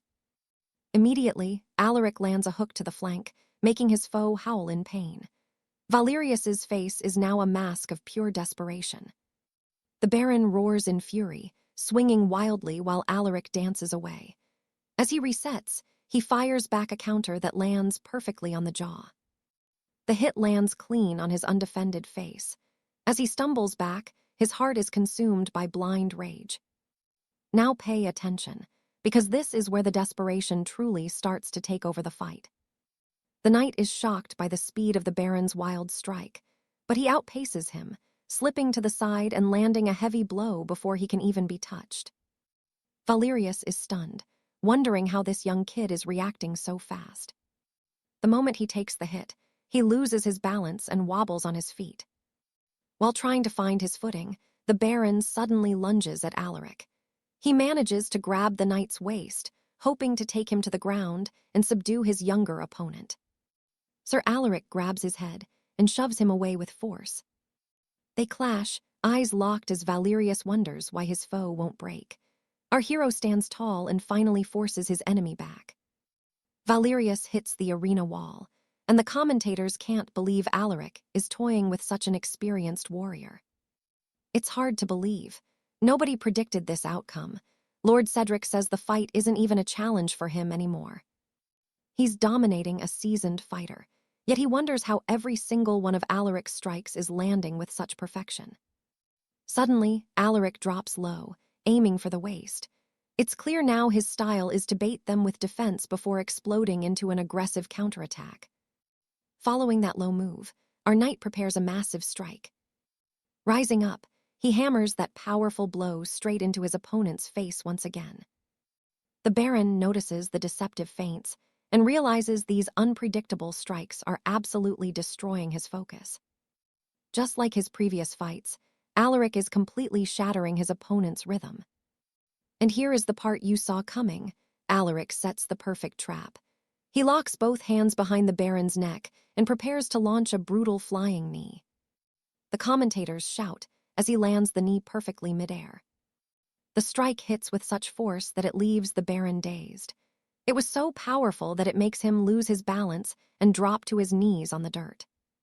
With one knee down, Valerius tries to grab Alaric one last time.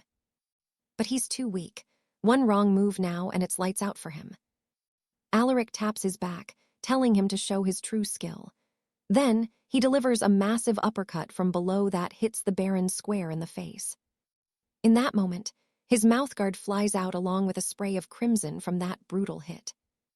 When the punch lands clean, Alaric's house is overjoyed. Meanwhile, the rest of the arena is completely stunned by what they have just witnessed. The arbiter steps in and calls the fight. Valerius has lost consciousness. It's announced that the duel ends with a knockout by Sir Alaric. The commentators call it the most dramatic debut win in under 1 minute. Trust me, you and I won't be forgetting the name of this legendary young knight anytime soon. They declare it a flawless victory, and as the crowd erupts, Alaric is crowned the champion. Inside the carriage leaving the arena, our hero is exhausted and yawning. Cedric wonders why he always falls asleep like this in the carriage, but lets him rest. He then realizes it is actually the squire snoring loudly, not Sir Alaric. The Lord didn't expect a win without taking a single hit, and the others agree it was incredible. It had been ages since the coach felt this excitement watching a duel. The knights recall the moments in the circle. After the win, the squire carried Alaric on his back, cheering with excitement. While our hero smiled and the coach praised him, Cedric looked stiff until the young knight walked up and asked if he saw what he was able to do. Cedric congratulates him. Alaric says he didn't mean to show off, and the Lord replies that there was simply nothing left to criticize. He praises the young knight, saying his skill was so perfect it left him speechless. Stick with me here. Julian feels like a failure because he stood silent while the lead coach did all the guiding. After all, Alastair truly understood Arthur's combat style and managed to guide his spirit before that brutal arena duel. Julian admits that Alastair is incredible and says he truly admires him. The head instructor asks why he is being so sentimental, but Julian says he is just being honest. Alastair laughs, saying Julian never shares his feelings, so he better not start criticizing now. Julian is left speechless.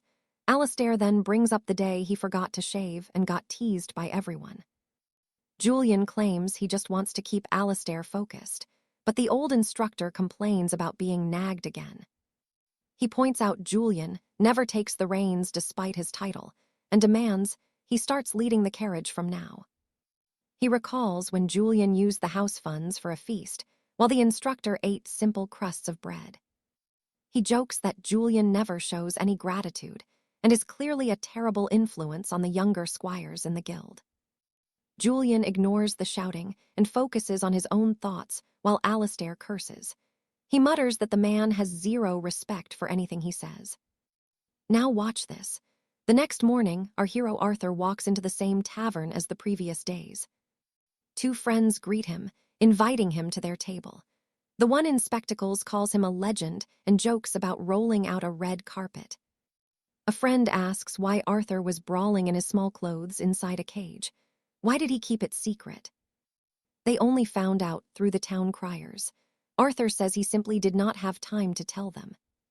His friend argues he had 3 weeks to speak up, adding that maybe they just do not matter to him anymore. They notice patrons whispering and glancing at Arthur. His childhood friends joke that he is a nobleman now, but Arthur just shakes it off.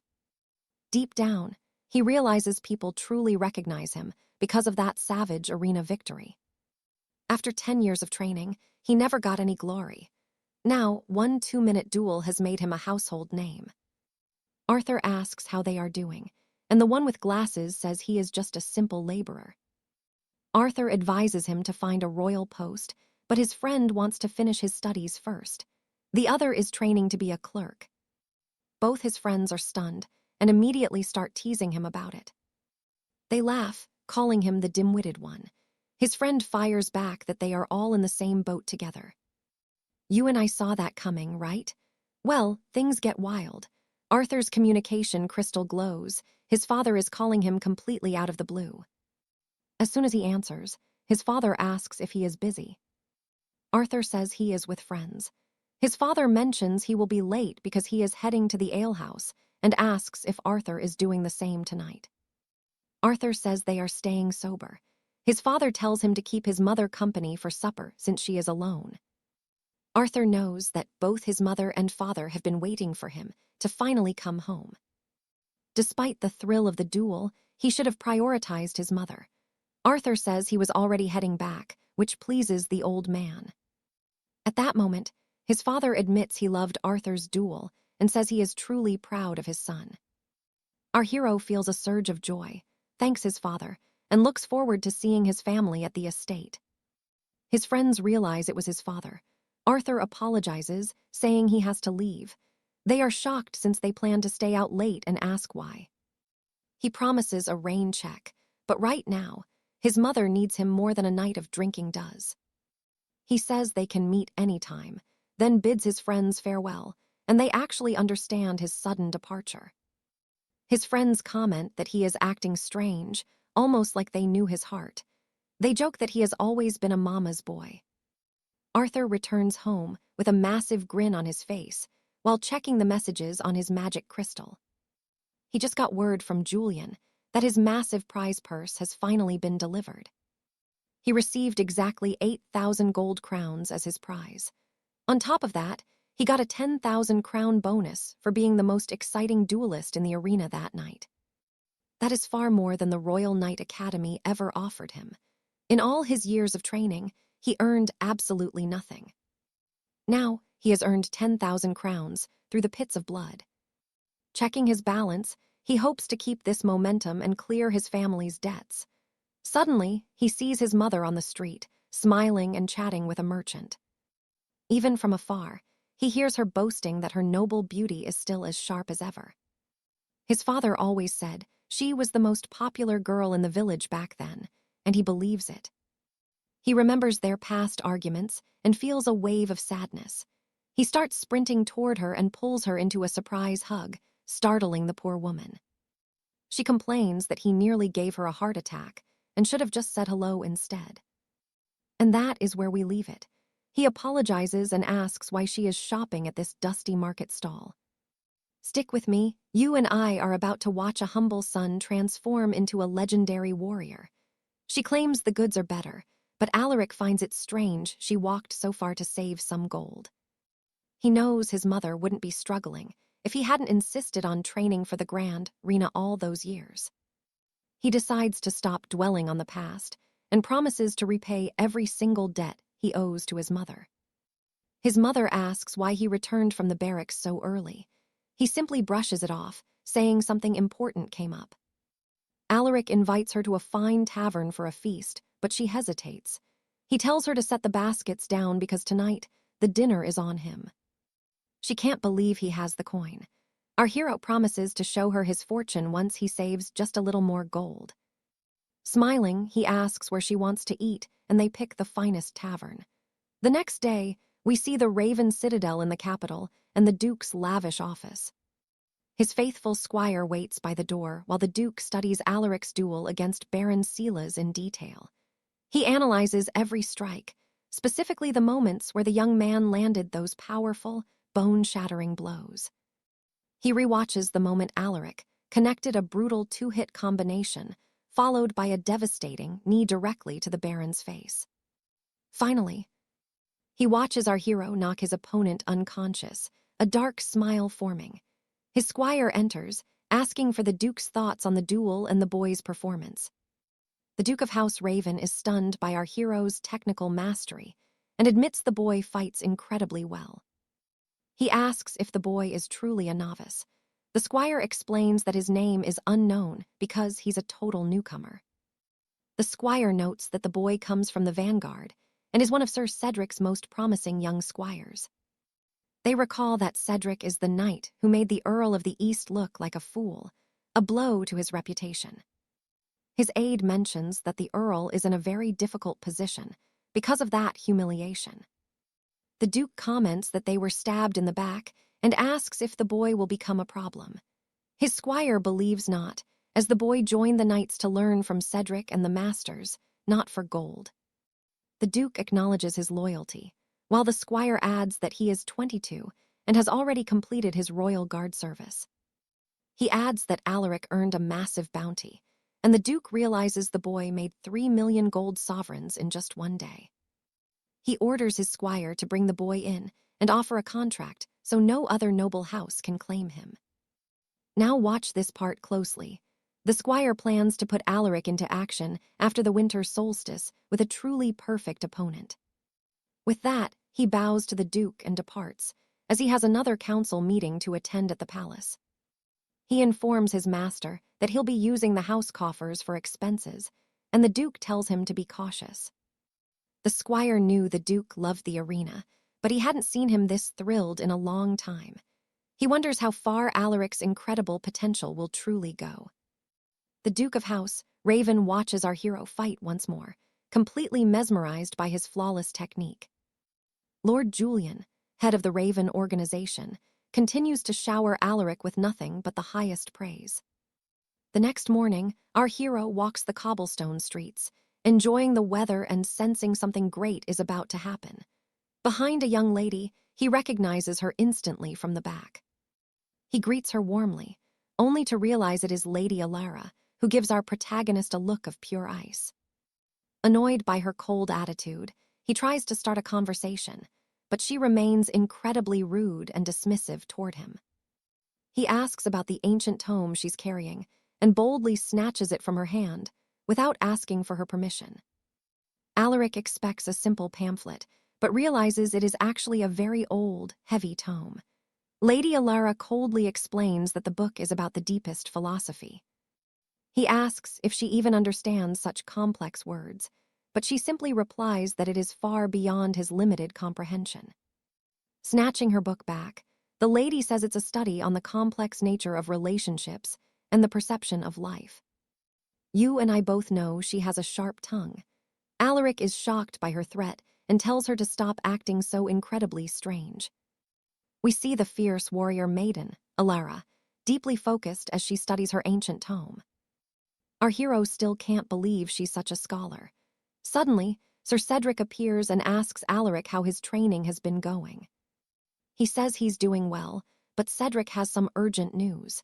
He invites him back to the command center to discuss a very important matter. They enter the nightly headquarters, where Cedric hands our protagonist a set of official, wax-sealed documents. Reading them, he realizes it's a formal offer from House Raven. Cedric says the Duke wants to officially swear him in. Our hero is stunned, as he expected this honor much later.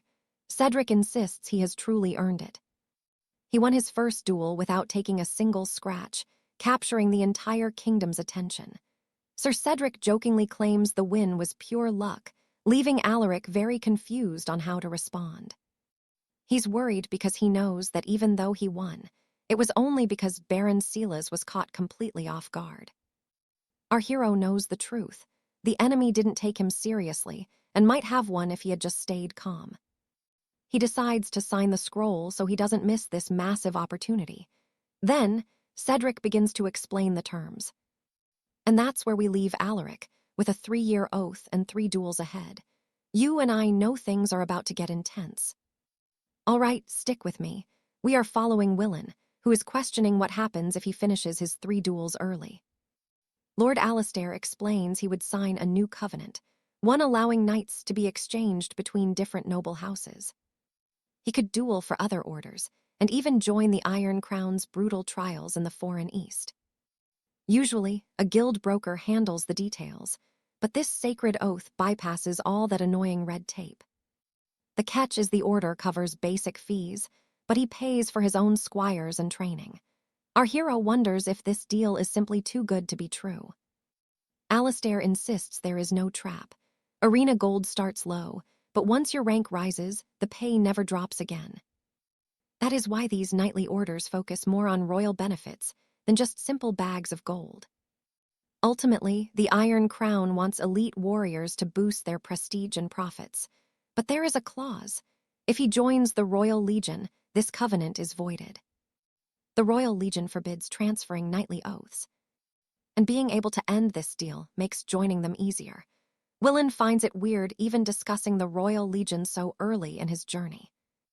Now pay attention, because the Royal Legion is the ultimate peak that no other knightly order can even touch. It is obvious to everyone. Even commoners who know nothing of war recognize the Legion's golden crest. Lord Thorn reminds him that they still do not know his name, so he should not get cocky yet. He discusses the healing costs and the gold required, mentioning they are sponsored by a renowned sanctuary of mages. If he fails the armor inspection before a duel, he loses all his gold. Discipline is entirely the fighter's responsibility. With the fine print settled, they finally move to the part that matters, the actual mountain of gold. Alistair says it starts at 1,000 gold, and 3 wins bumps it to 4,000. Then 5,000. Willen finds it strange since the pay raise seems smaller than his last deal. A new knight in the order earns 1,000 gold, rising to 2,000 for main events. As a squire, he would have needed 8 victories to reach that value, so the growth is slow. There are ways to boost his pay, but they want to avoid bickering with other noble houses over coin. Alistair mentions the one thing Willen knows well, the massive bonus for the duel of the night. He asks if our hero has any final questions, and Willen confirms he understands the entire oath. Thorn gathers the scrolls, stressing the importance of knowing the terms. He warns that things won't be easy anymore.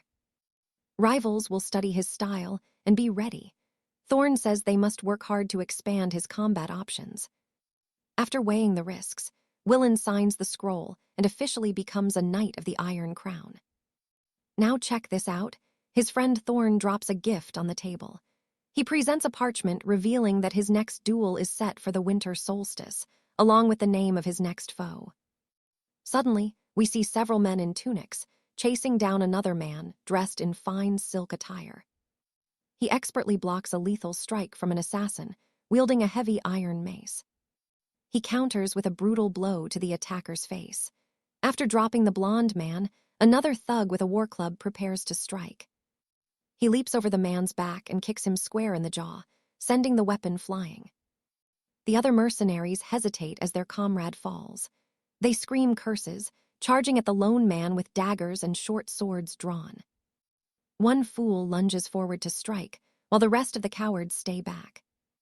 The noble fighter dodges the blow and kicks the man away, before landing a crushing boot to the face of another charging mercenary. Shaken by the first blow, the bald thug freezes in agony before getting hit again and collapsing. As the fighter drops the bald man, he spots a figure lurking behind him and asks if he is the final rat. The blue-haired warrior stays silent, so our hero rushes forward to finish the job. He evades a punch and delivers a precise kick to the chest. The enemy groans, dropping to his knees from the force. The man in fine silk stands tall over the defeated, staring with pure rage. Suddenly a voice shouts, "End scene." It turns out this was just a stage play rehearsal. The playwright thanks Arthur for the great performance, and he bows in return. A stagehand asks if the blue-haired performer is all right, noting he was a bit too reckless during the fight. They suggest finishing in one go so he can rest, but the man admits he is pushing himself too hard. Hojo, a lowly extra, says he won't fail because he only got this role thanks to Arthur's help. The man tells him to endure. Once he is a star, he will look after his friend, who thanks him sincerely. Hojo pauses to receive a message bird and tells the sender he is still at the theater. He suddenly gets excited, shouting that he is ready for tomorrow. "Trust me, you and I are about to witness Hojo's very first duel on the main arena stage. Trust me, You and I are about to witness a low-born squire take on the most dangerous knight in the kingdom on the 31st of December. Now, let us watch Joseph as he battles with lethal intensity. He evades a heavy strike and counters with a devastating kick to his opponent's ribs. With a blinding jab to the face, he drops the man instantly, finishing the duel with ease. Now watch this. The referee declares Joseph the victor as his opponent lies unconscious on the stone. Lord Cedric asks Arthur for his thoughts, realizing that Duke Joseph is a master of the standing arts. 𝑯𝒖𝒊𝒂𝒕𝒆𝒔 notes Joseph has won 6 professional duels and is a renowned royal crown champion. He warns Arthur that this knight uses raw stamina and sheer grit as his primary weapons. After all, a warrior's endurance is exactly like a human battery. Once drained, you cannot move no matter how hard you pray. That is why even legendary knights sometimes fall without ever landing a single counterstrike. Lord Cedric explains there are only 3 paths for Arthur to overcome the Duke's legendary defense. The first path is the clinch, which the Duke hates, but Arthur is currently unskilled there, so they discard it. The second path is to outlast the Duke, but Arthur is simply too small and physically weak. After hearing the odds, 𝒖𝒊𝒂𝒕𝒆𝒔 asks about the third path, and Arthur vows to simply crush his target. Lord Cedric agrees that the third path is correct. Arthur must strike the enemy until his guard completely shatters. Arthur doubts his own skills, but 𝒖𝒊𝒂𝒕𝒆𝒔 explains that is exactly where the true martial arts begin. Arthur asks which art, and Cedric suggests the art of the 8 limbs, the most brutal striking style known. If mastered, these knee and elbow strikes will tear through the Duke's guard, so training starts now. Arthur asks who will be his mentor, and Lord Cedric reveals he has already summoned a master. He introduces the only 8 limbs specialist in the kingdom.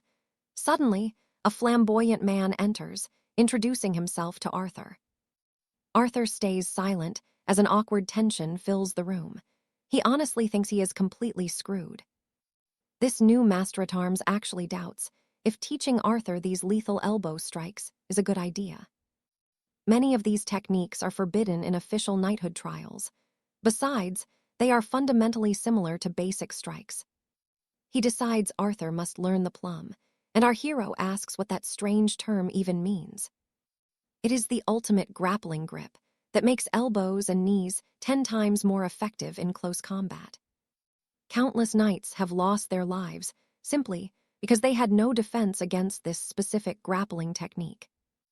You and I both know the basics matter most, so pay close attention as the master explains the proper way to seize your opponent in battle. First, he must seize the enemy's neck firmly with his left hand. The enemy will likely do the same. Then, use the right arm to press their bicep, keeping it straight. If the arm stays bent, the enemy can still land a blow, so he must keep his fingers free. In this position, the first one to move gains the upper hand. To prove it, the master throws Arthur. Arthur begs him to go easy, but the master asks what his next move should be. Arthur suggests removing the arm, but the master fakes a knee strike, proving that guarding leads to failure. Moving backward is even worse, as it invites a knee to the face. He must never expose his head. Still clutching Arthur's head, the master taunts him, demanding to see even a spark of reaction. Strength works early on, but once you're tired, falling into the plum is absolutely terrifying for any warrior. Arthur finally lunges forward, gripping the master's neck and bicep with everything he has. The master lets out a sudden roar, scaring Arthur so badly that he immediately lets go. Arthur tells him to stop playing around and just teach the art. The master promises to show the true escape. He tells Arthur to straighten his neck and waist before the opponent can lock the position. If they are the same height, the arm will be perfectly straight when held at shoulder level.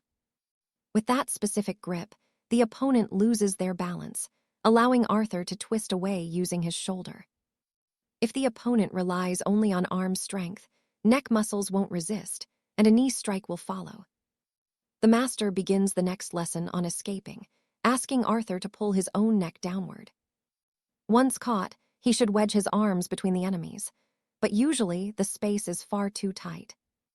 He instructs Arthur to twist and jam his shoulder directly against the opponent's chest. And trust me, you and I just saw a secret that will change Arthur's destiny forever.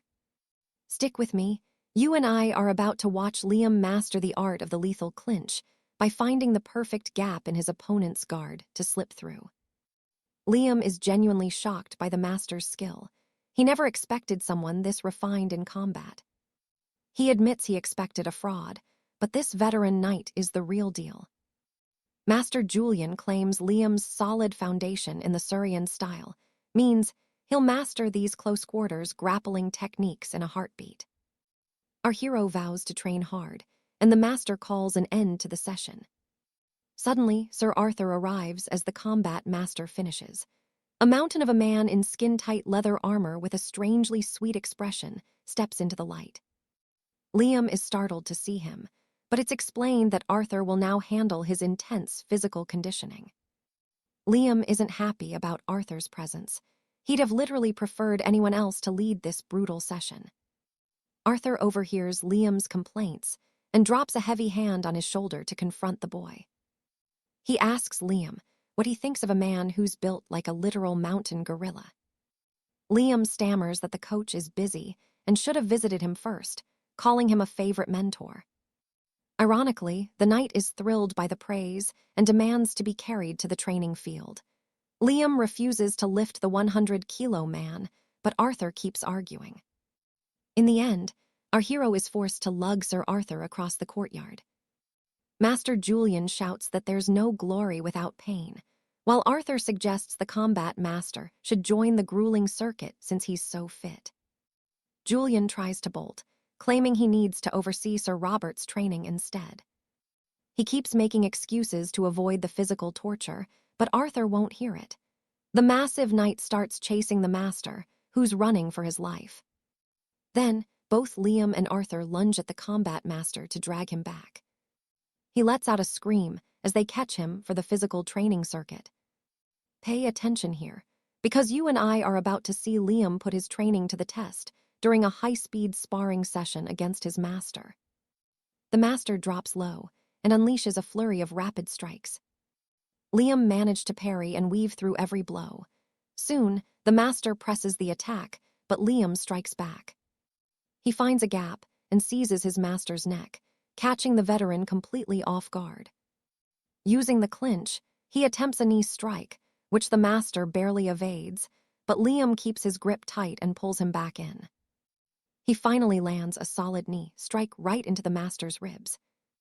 Wincing in pain, the combat master shoves a hand against Liam's chest to create distance. He pushes Liam away to break the hold, and both men step back as the session comes to an end. He praises the boy's quick wit and tells him to rest before the next hellish training block with Sir Arthur. Our hero feels incredibly lucky to have Julian as his combat instructor. He realizes he couldn't have improved this much alone, noticing his power and stamina have reached a brand new peak. People said you couldn't build raw power and endurance together, but he's achieved both. He's reached a whole new level of strength, proving that Gorilla Arthur's brutal training actually gets the results he needs to succeed. Suddenly, he spots Alara sitting quietly right next to him. He asks if she's all right, but she just snaps at him for sitting so close. Now I know what you're thinking. She's just grumpy. But Alara is actually suffering through a brutal pre-combat ritual. She's cut out all salt, roasted meats, and her favorite pastries. No savory stews or spiced ale, just nuts and tiny bits of dark chocolate. On top of that, she's forcing herself to drink over 2 liters of water every single day. For a girl her size, that much water is pure torture on the body. The lack of food and constant training has left her drained, and she's constantly running to the washroom. Liam gives her a small smile and tells her there's only 10 days left to endure. Alara rejects his pity and tells him to mind his own business, while Liam sarcastically remarks that her attitude is like a bright ray of sunshine. Her master calls out that the break is over and she needs to keep hydrated. The girl reluctantly stands to drink, and Liam feels a pang of guilt because he knows she feels absolutely miserable. But then his own coach shouts for him. His break is done, and he knows his situation is just as bad. Arthur smiles and calls it torture, before quickly saying he meant to say training. His shirt says he'll be annihilated, and trust me, we know he's in for it. Lord Thomas asks what the holdup is while Alistair stands frozen. Stick with me, this duel is going to be legendary. He jokes about penning a final will before he is annihilated. Since 𝑯𝒖𝒂𝒂𝒕𝒆𝒔 clash, the house won 5 duels, 3 of which were decided by the arena judges. Lady Alara faced a brutal contest, but secured victory by submission in the 3rd round, becoming a rising star within her division. Meanwhile, Sir Julian faltered again, losing his wind before a single strike to the jaw sent him to the dirt, unconscious. Thomas grew furious with Julian, but just laughed it off, even as he nearly lost his teeth from the impact of the joke. Finally, the day of the grand appraisal arrives at the Order's citadel in Surah. Alistair complains that the strict fasting is draining his soul, but his mentor tells him to stop whining. He notes the appraisal is far simpler this time, with only 2 royal photographers, which he finds much more relaxing for his nerves. The herald then announces the next night to step onto the scales for the official appraisal, the noble Sir Alistair. As he strips his gear, 𝒖𝒂𝒂𝒕𝒆𝒔 stands by to hold his armor. Alistair passes once more, hitting his weight at exactly 70 marks. The heralds then call for the next warrior to face the appraisal, the silent and mysterious Hector. Alistair has no idea where Hector is, but the blue-haired fighter suddenly appears, claiming he was merely in the washroom. Alistair barely recognizes him. Hector looks deathly thin, like he was purging his soul just to make the weight for tomorrow. Hector also hits 70 marks exactly. Now pay attention, because the duel is officially set for tomorrow's dawn. In 10 minutes, the Grand Vizier will explain the terms of the high-stakes combat between these 2 fierce rivals. Alistair begs his mentor for water, but 𝒖𝒂𝒂𝒕𝒆𝒔 claims he left it at the stables, leaving both Alistair and Thomas fuming.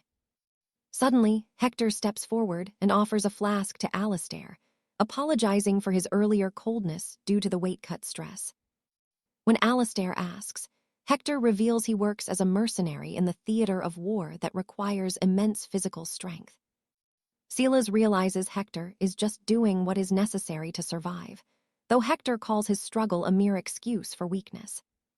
He leaves abruptly, stating he has no desire to befriend a man he must strike down in the arena tomorrow. Alistair finds him far more honorable than the others, but 𝒖𝒂𝒂𝒕𝒆𝒔 warns him never to let his guard down before a fight. Hector could still destroy him. On the morning of the duel, we see Alistair choking down bitter herbs with an expression of pure misery. He feels incredibly irritable, and admits he would give his entire knightly inheritance for a single piece of delicious, roasted boar right now. Lady Alara mocks his meager meal, mentioning she is off to assist Sir Julian for his upcoming arena match. Alistair senses the weight of the moment, and Alara confirms Julian will be exiled from the Order if he fails to fight. She tastes the foul herbs herself and claims they aren't bad, so Alistair tells Alara to eat the whole bowl then. Even while choking on his greens, Alistair knows a massive royal feast awaits him once he stands victorious tonight. Lady Alara leaves some enchanted sugar crystals on the table, telling him to consume them an hour before the duel. Doing so will ensure his blood and endurance levels are high enough to survive. Alistair asks why she is being so kind, but Alara just scoffs that they were merely leftover scraps she had found. Alistair knows she just feels guilty for being so harsh earlier. Flustered, Lady Alara screams that those sweets were just trash.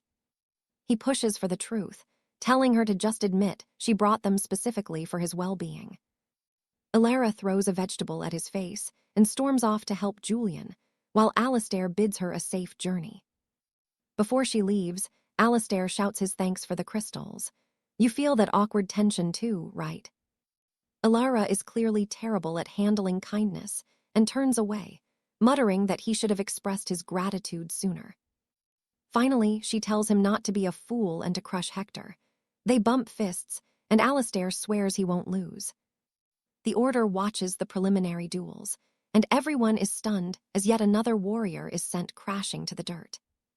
Thomas asks what Alistair is eating, and he explains they are the energy crystals given to him by Lady Alara. He complains it is the most bitter chocolate he has ever tasted. He then places a towel over his face to visualize the duel, leaving Thomas baffled. His other teammates aren't sure if he is just putting on a show, or if he is truly that confident in himself. Silas notes he was the same before his first duel, but warns that this level of overconfidence is truly concerning. Silas wants him calm, but Thomas gets angry when he finds Alistair napping. Alistair claims he was just speaking with spirits. This gives Silas a terrible omen, and moments later, the heralds announce that the final duel is about to begin. Standing in the blue corner of the high arena is Alistair, and the entire kingdom erupts in a deafening roar. The crowd remembers Alistair's last bloody victory, and they are expecting nothing less than another masterpiece of violence today. They note his incredible physical recovery for this New Year's Eve clash, looking as sharp as a newly forged steel blade. The Order has placed all their bets on him. Trust me, you and I are about to witness an absolute masterclass. Stick with me. You are about to watch William prove everyone in this kingdom wrong with absolute confidence. Moments later, the herald announces the arrival of the massive challenger, Lord Hugo. The crowd gasps. Hugo looks massive. There is a 6-kilogram difference between them. Hugo enters the stone pit as the crowd roars. Both knights face off as the marshal gives final orders. William notices Hugo's massive reach. He looks like a savage dog ready to strike. The marshal asks if they are ready. A single nod, and they both charge. William fires quick jabs, but Hugo stays mobile, keeping a tight guard while moving. Our hero throws a heavy body kick, but Hugo blocks it with his leg. Suddenly, Hugo strikes. William slips the blow and counters with a clean, fast combination. Hugo just stares back with a chilling, cold, and intimidating expression. He is not even winded. Alistair screams for William to keep striking and stay mobile. Without warning, Hugo throws a punch so heavy it sends our knight flying backward. The beast follows up immediately, swinging again to crush through William's guard. Master Alistair watches as Hugo presses the attack, giving William no room to breathe. Still, William holds firm. He blocks the heavy hits and avoids any lethal strikes. Pay attention. Hugo prepares a massive strike, but William catches him mid-swing with a heavy, full-force kick to the torso.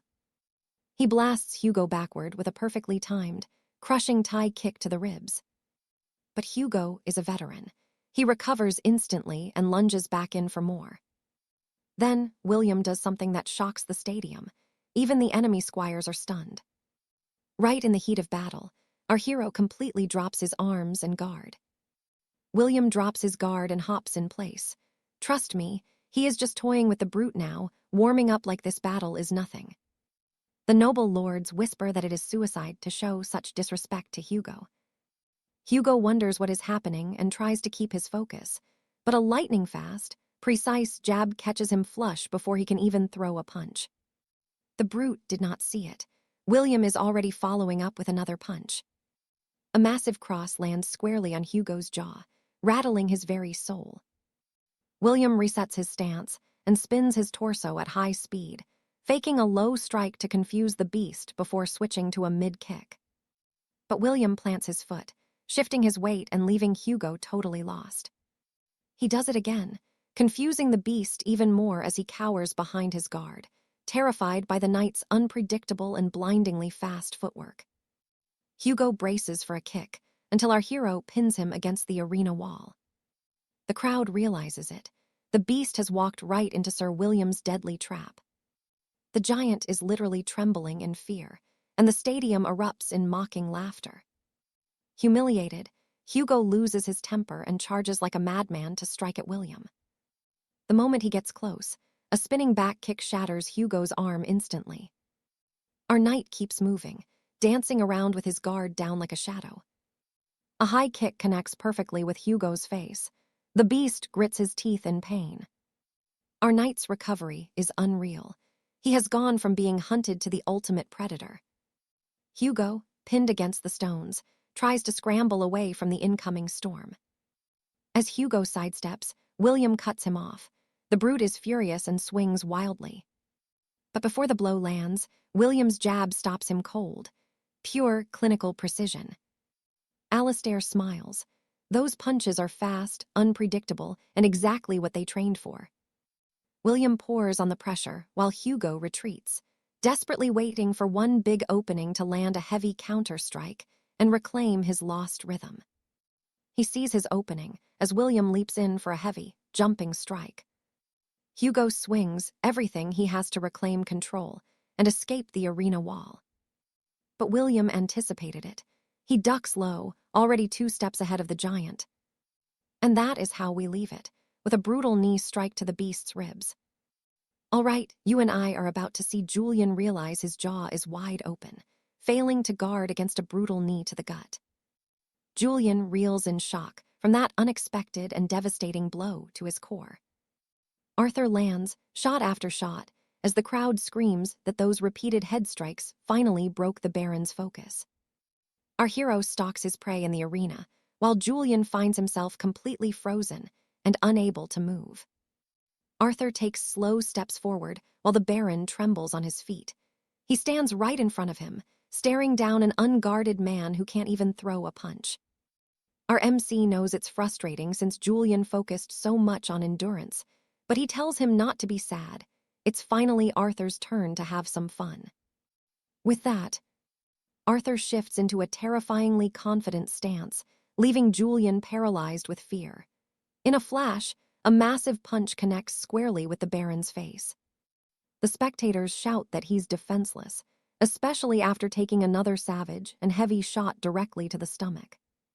He can't move after those body blows.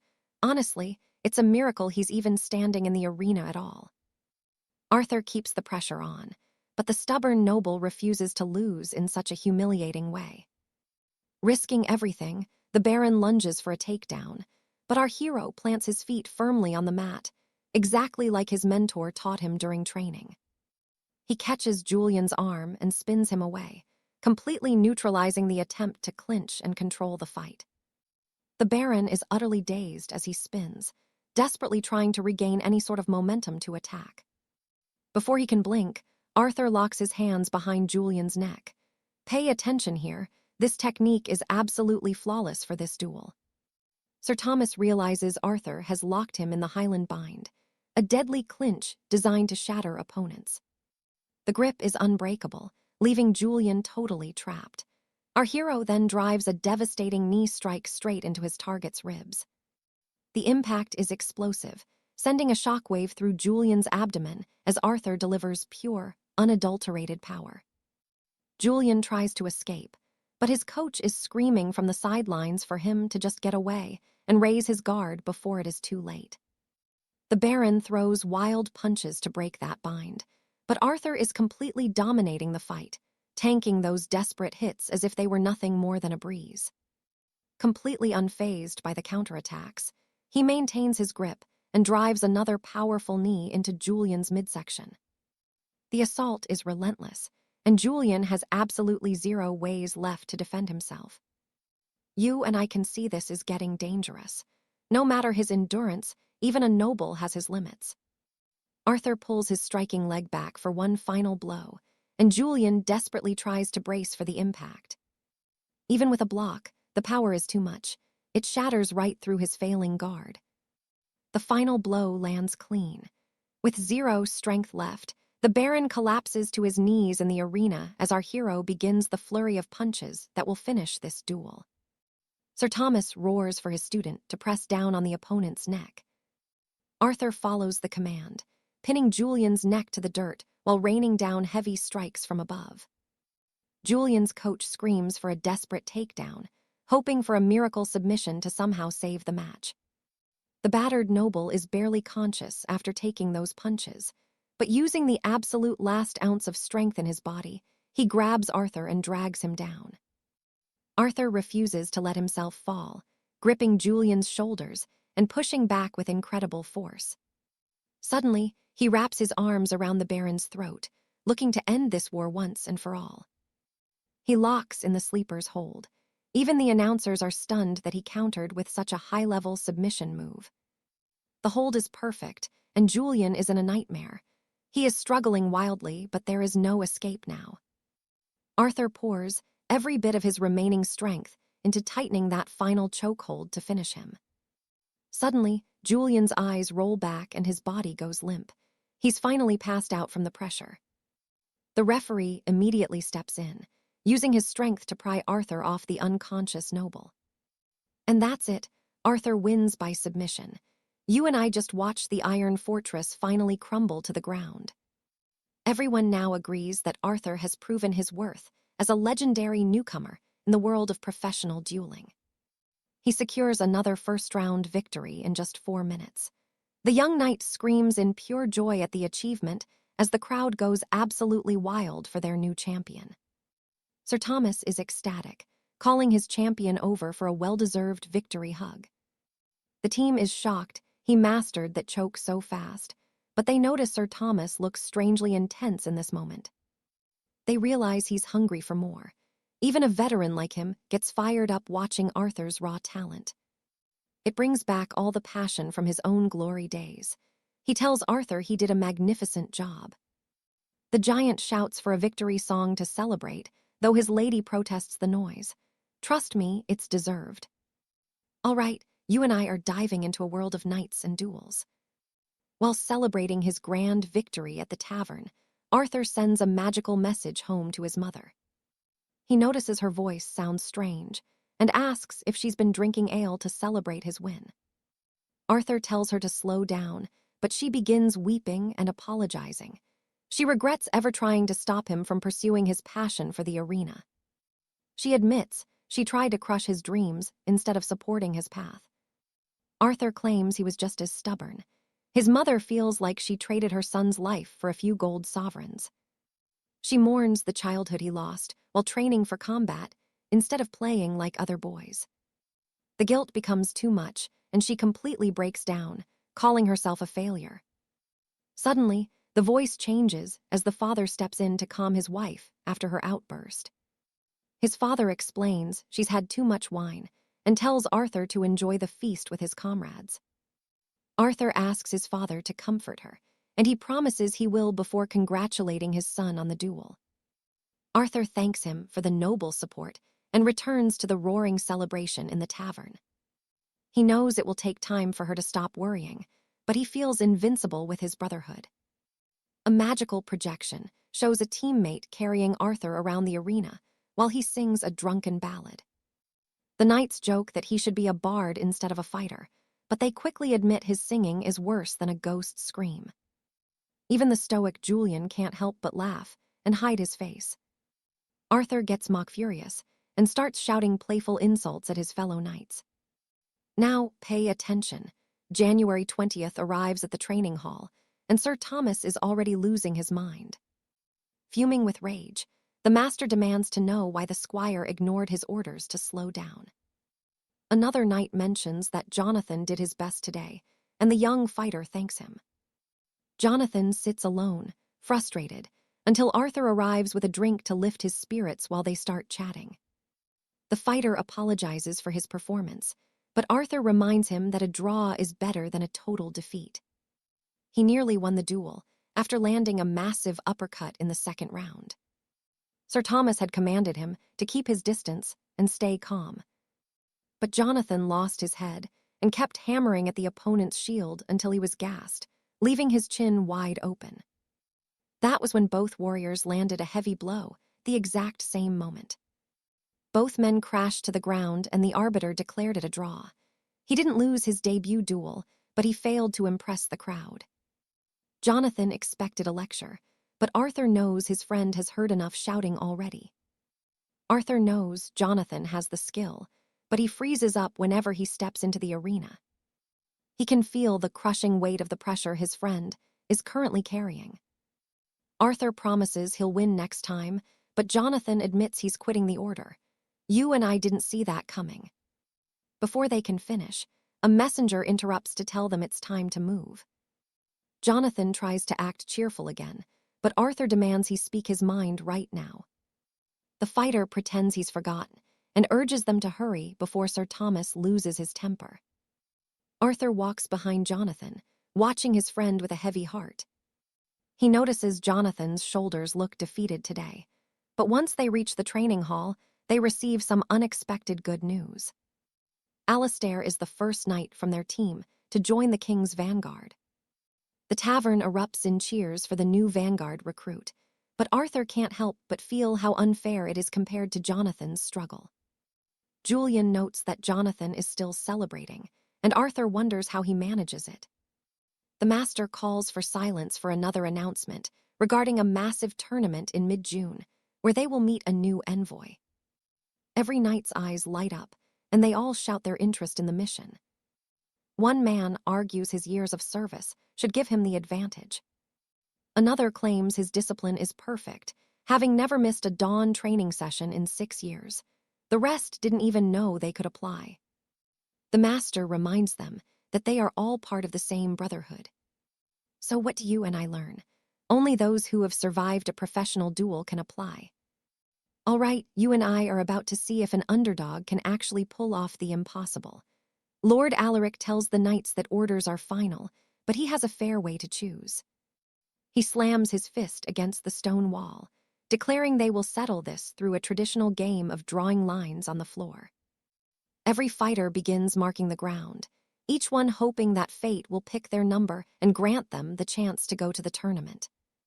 Once every mark is placed, Alaric warns the group that there will be absolutely no room for complaints once the final result is revealed. The head squire follows the tangled paths to see who will be chosen as the deputy, and 𝑯𝒖𝒊𝒂𝒕𝒆� is the one who wins the lot. 𝑯𝒖𝒂𝒕𝒆𝒔 cheers wildly before quickly apologizing, claiming he was just testing his fortune and never actually expected to be the one chosen today. Alaric honors the winner, but 𝑯𝒖𝒂𝒕𝒆𝒔 gets nervous about being picked.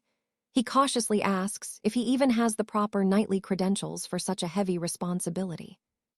He lacks them, and a squire must hold a kingdom-issued license to officially serve on the front lines during a royal match.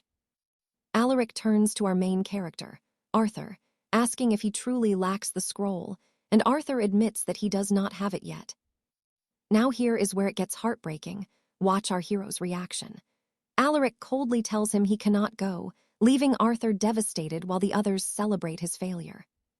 The game begins again for the others, but our hero refuses to give up and interrupts the entire gathering before they can proceed. Arthur vows to earn that license before the grand tournament. Alaric asks if he truly plans to achieve such a difficult feat in so little time. He points out that the fight is set for June, meaning there is simply no time to gain the official scroll from the academy. Arthur shows them the next night's trial is in May with results that come out fast. He's hyped because that leaves plenty of time before the summer tournament arrives. Sir Thorn cuts in, arguing the guild cannot simply wait around on the slim chance that Arthur actually passes his upcoming exam. Our young fighter has no response to Thorn's logical blow and stands there in a heavy, frustrated silence while the others watch him. Thorn proposes a wager. If Arthur passes, he goes to the tournament. If he fails, he must buy the whole guild a massive, expensive feast. Thorn argues it's a fair trade since Arthur is finally earning his own gold now. Our hero considers the deal because the terms seem simple, but something about this offer feels incredibly suspicious. He notices even Lord Alaric is acting strange, whispering in secret with Thorn while the rest of the guild is distracted. Under the weight of their stares, Arthur accepts, figuring he can handle the cost of 300,000 gold coins if he loses. Thorn declares the deal is struck and warns Arthur that there is absolutely no backing out of this agreement now. The knights start dreaming of their free banquet and planning the feast. Commander Kai tells them not to get overconfident because he knows Arthur will give his absolute all for this. I know what you're thinking. A total setup. Thorn wonders who will take the spot once the kid fails and the banquet is over. Arthur spends the whole night buried in his books. The next morning, the legendary commander Gareth finally returns to the guild after a long journey. Alaric is shocked to see Gareth after so long. He offers the old warrior breakfast, but Gareth says he has already eaten his morning meal. He looks around the guild hall, noticing that Alaric kept everything in perfect order and clean while he was away on business. Gareth knows his deputy is obsessed with details, which is exactly why he left the guild without a single worry on his mind. Suddenly, he spots Arthur locked in a room studying. Alaric explains the boy is trying to earn a level 2 license to become a squire. It is the only way he can officially serve in the upcoming arena battle, without the proper knightly scroll required by the law. Gareth tells him to drop the books for now, but Alaric warns him that the boy is being incredibly stubborn about this trial. Alaric already knows what Gareth wants to say, but he explains that things got out of hand. The commander looks downcast, knowing that nothing in this world ever comes easily. Gareth announces he secured a fight for Arthur. However, it is a lightweight tier match, which leaves Alaric in a state of complete shock. He argues that Arthur should fight smaller men, as his current opponents will be much larger and stronger than he is right now. Gareth counters that if he avoids big foes now, he will never be ready for the true masters he will face in the future. Alaric worries that Arthur has zero experience cutting his weight while trying to master his difficult studies at the exact same time. Gareth decides to confront the boy directly. To his surprise, Arthur accepts the dangerous offer without a second of hesitation or doubt. Gareth asks if he truly understands the stakes. Arthur knows he must drop his weight down to the lightweight combat tier for the match.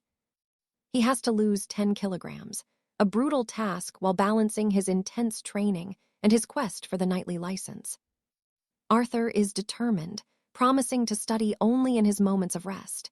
Gareth warns him not to take this lightly, but the boy swears he will find a way to make it happen. He begs for a single chance, promising to stop if things go wrong. Gareth realizes just how headstrong and focused the boy has become. After a long moment of silence, Gareth agrees to the plan, and a relieved Arthur thanks his master for the opportunity. However, there is a catch. He must train hard, sleep properly, and follow a strict warrior's diet without a single fail. Any slip-up ends the deal.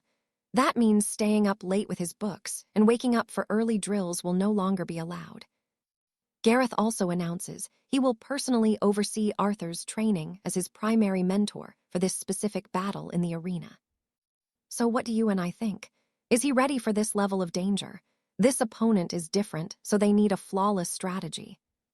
All right, you and I are about to see if Sir Samuel can turn this minor duel into a massive legend.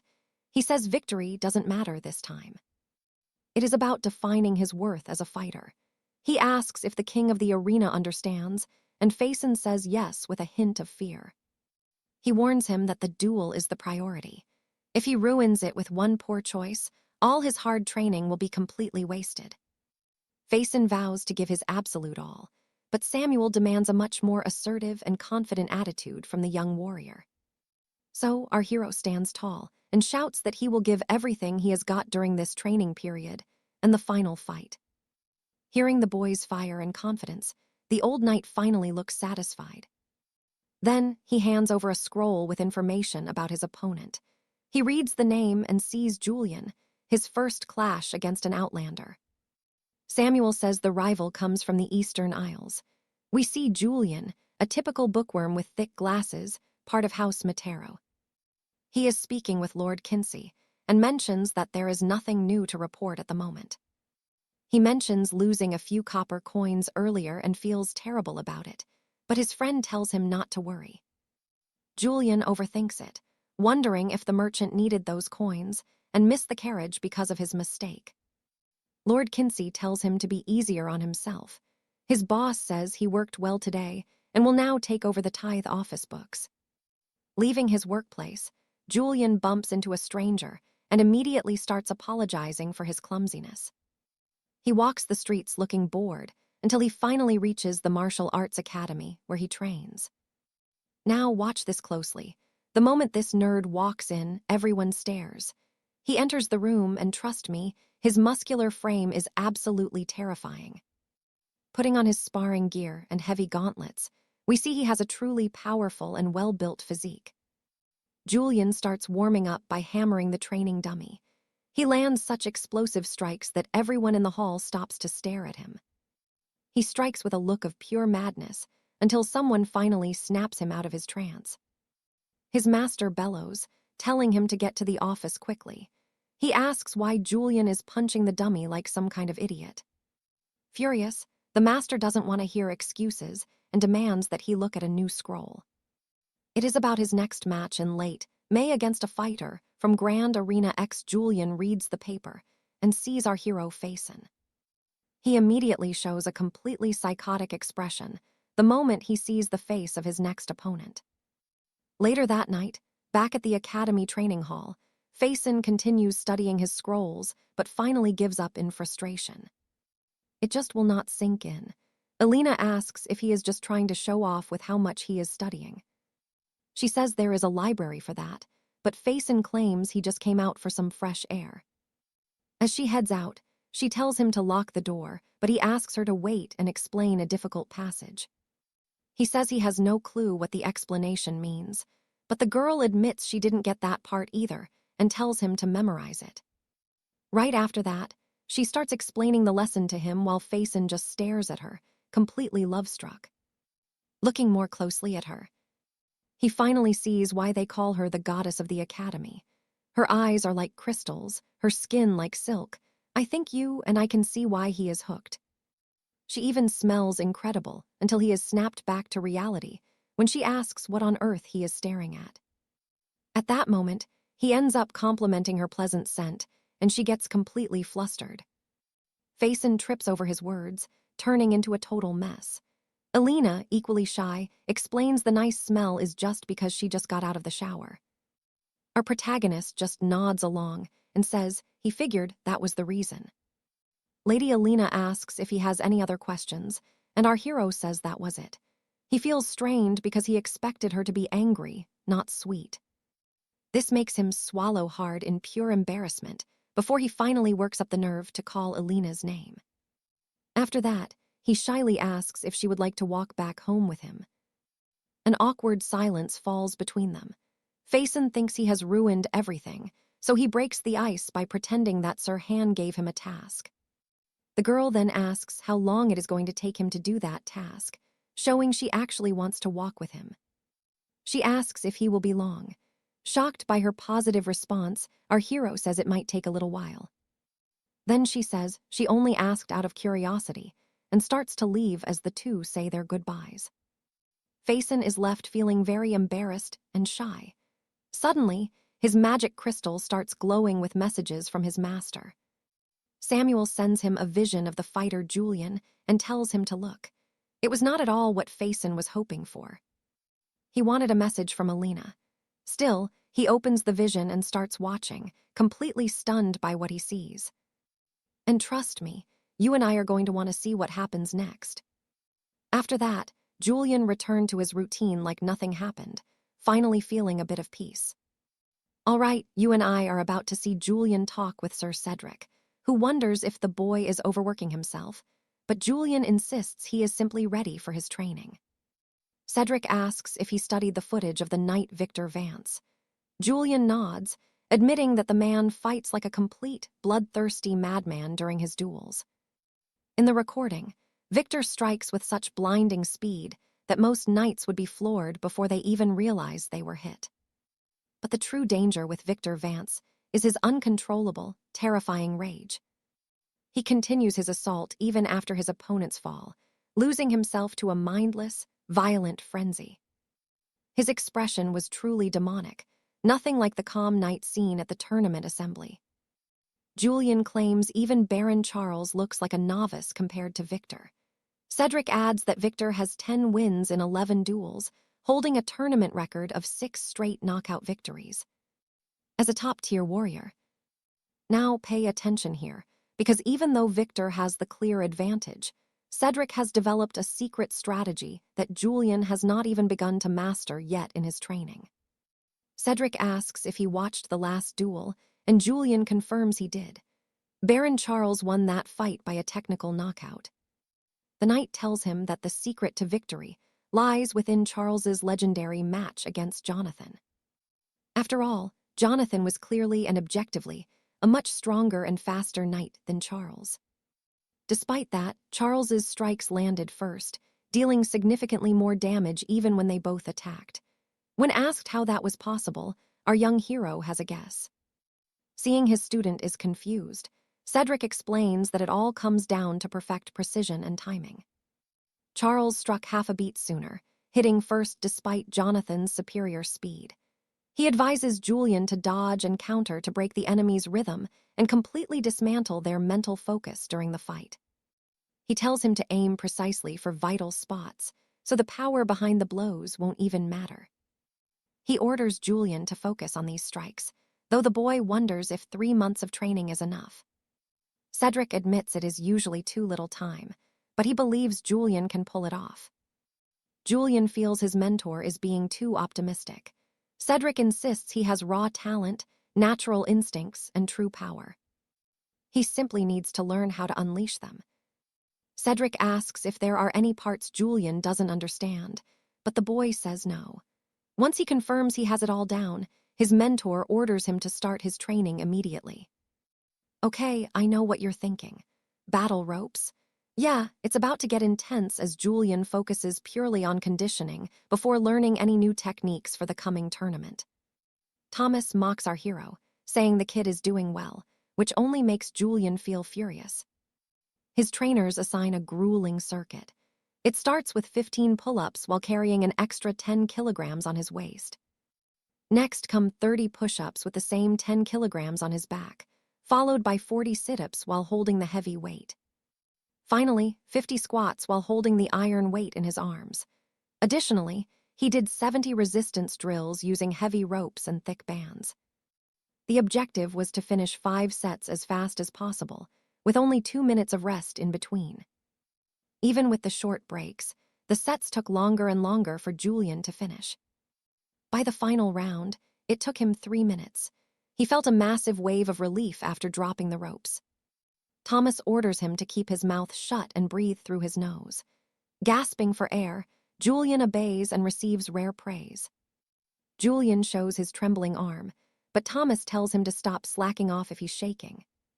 He asks how often he is supposed to endure this torture. Thomas reveals Cedric wants him training 3 times a week, though Thomas thinks he should be doing it even more often than that. Julian says that overtraining causes injuries, but Thomas insists that is exactly why he is there. The arena master says Julian needs courage and determination now to reach his lofty goals. Cedric arrives and asks if the boy is spent. Thomas confirms he has pushed Julian to the limit. Now, Cedric says, it is finally time for the real skill training to begin. He explains that the first step involves mastering the swinging target bag, suspended in the air. Following Cedric's command, John demonstrates the proper technique. After his first strike, the bag swings back fast, but he dodges in the opposite direction with ease. The mentor explains this gear is used to sharpen Julian's precision, speed, and complex footwork. Trying to copy John's movements, Julian throws a simple, hesitant punch at the bag. Instantly, the target swings back at him. He misses the follow-up, complaining that the bag bounced awkwardly and didn't go where he expected it to go. Cedric warns him not to treat it like a static target. He must learn to strike while it moves wildly. Next is the tap ball, which improves reflexes and precision for sharp awareness and visual stimulation. John shows Julian how it works, striking the small ball with rapid, rhythmic punches. So, what do you and I think? Will Julian master this bizarre drill, or will the ball win? Trust me, the real battle for his future as a knight is only just beginning. Arthur ducks, noting the target's swing is fierce, but Sir Thomas says it is because of the weight. He steadies the pendulum on his brow and throws a jab. It snaps back fast, but he parries and strikes it again. Once he finds the rhythm, Arthur starts having fun, which clearly irritates his master, Sir Thomas. Stick with me here, because you're about to see a natural-born prodigy in action. Suddenly, the master yells to lead with the elbow. Caught off guard, Arthur executes a perfect strike. The training bag swings wildly before stopping inches from Arthur's nose. At the last second, Arthur ducks and the bag slams into Sir Thomas. He laughs, asking if Arthur's holding a grudge. Then he starts chasing Arthur across the training grounds in a rage after taking a hit to the face. Lord Cedric saw the ball accelerate and curve, yet Arthur predicted the path and moved perfectly. He realizes his potential is real and plans to use these drills to sharpen his knightly skills. But watch closely, because even heroes have to deal with the exhaustion of daily life. He still struggles with the pendulum target because every strike requires intense, conscious focus. He knows mastery isn't free. If perfect strikes were easy, no one would need to train. Suddenly, our hero runs into his mother in the town square and jumps in surprise. He asks why she's out late. She mentions a feast with old friends, and he smells roasted meat on her. His mother asks about his late hours, and he explains he's training for the upcoming tournament. She questions if he's still studying for his knightly credentials, and he says he's doing both. She notes he never rests before a duel, and she knows he will do as he pleases, finally accepting his path. He tells her not to worry about a win, but she says his safety is all that matters. Arthur smells fried fish and suggests a meal, but she asks if he's on a strict knight's diet. Our hero says he hasn't started his tournament diet yet and can still eat, then runs off like a child. His mother smiles, seeing the boy she raised, then wonders if she needs perfume to hide the scent. Time skips forward to May, and you and I are moving into the heat of the trials. The 𝑩𝒖𝒊𝒂𝒕𝒆𝒔 exam begins. Later, he returns to the barracks feeling uncertain about his performance, forced to wait for results. Sir Thomas orders him to work, so Arthur begins his warm-up routines. He strikes the aerial target bag, sharpening his reflexes with every dodge. Lord Cedric asks how Arthur is doing, and Sir Thomas notes his improvement, but adds the boy is low on energy. He explains the weight-cutting process is brutal, with 2 phases that break even the strongest knights. First comes the dehydration a week before the weigh-in, followed by grueling strength conditioning. Without water, a fighter's muscles shrink and their entire body begins to weaken. They focus on endurance so that when they finally drink again, their strength returns tenfold. During this phase, they must stop taking elixirs that cause the body to retain excess fluid. It's exhausting work since the diet is strict, and the training intensity never drops for a second. Sir Thomas says Arthur is pushing hard, and Lord Cedric agrees he's a pupil worth the effort. Lord Cedric notes his youth and tells Sir Alistair to watch him so he doesn't lose control. Sir Thomas gives his word and says it's time to begin the final circuit. Meanwhile, the headmaster begins to suspect Sir Thomas is the real source of Arthur's stress. As the tournament day nears, a fellow squire says goodbye and Arthur feels absolutely drained. Rumor says salt makes a man aggressive, but even on a bland diet, he's filled with silent fury. Training is no better. A simple resistance drill makes his arms shake like leaves in the wind.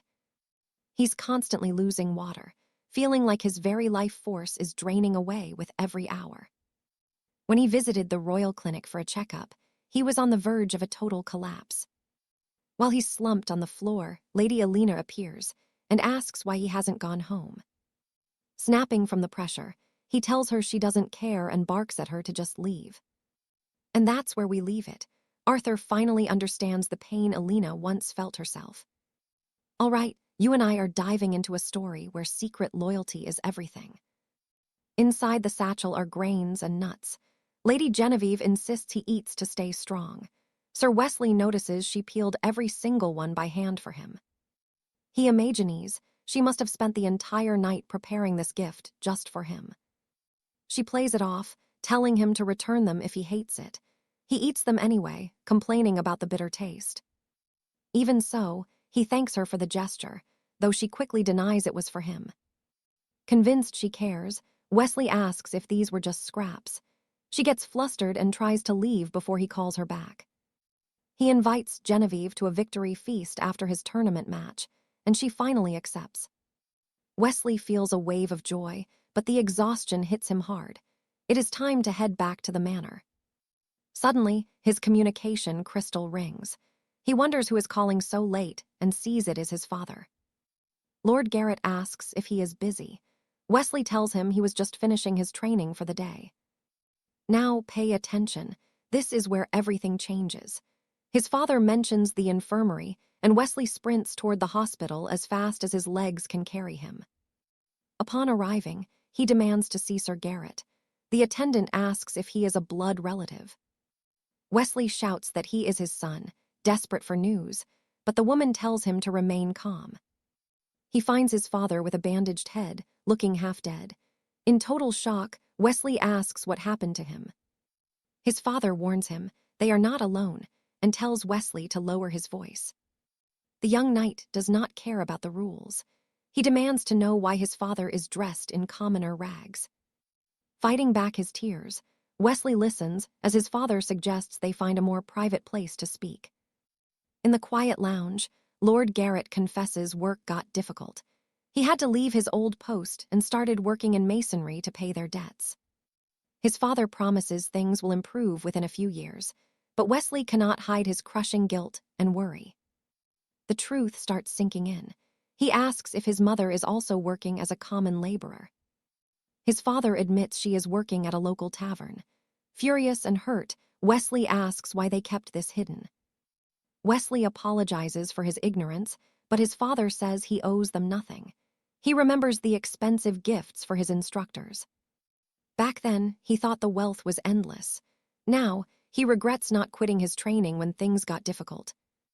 His grandmother had insisted he stay in the Knight Academy. His father had even sacrificed his trade investments for this. He wanted to save every coin to invest in his son. He should have been honest about their finances and simply trusted and supported his boy. Wesley feels like a failure, a kid who gave up on his dreams while his parents suffered. He breaks down in tears. Once again, he is completely dependent on his struggling parents. But here is the thing. His father raises his voice to stop the breakdown. He says Wesley was never a burden, and things would not have been easier with other choices. He tells his son to stop lying to himself about the past. They chose to support him of their own free will. No matter what happened, none of this is Wesley's fault. He was far too young to carry that weight. His father places a hand on his shoulder, offering pure comfort. Life is a series of difficult battles that we must all face. Money problems and injuries are part of life, and one day this will pass. Our family is healthy, and you are finally an independent knight. He tells Wesley to hold his head high. His parents are incredibly proud of the man he has become. Wesley begins to sob uncontrollably, overwhelmed by his father's unconditional love and support. He finally asks about the head injury. His father laughs, saying it took him long enough to ask. He worries about his mother's reaction, but his father says she is away on a 10-day work contract. Garrett tells him to go rest for his training. Wesley sighs, calling his old man the most stubborn knight alive.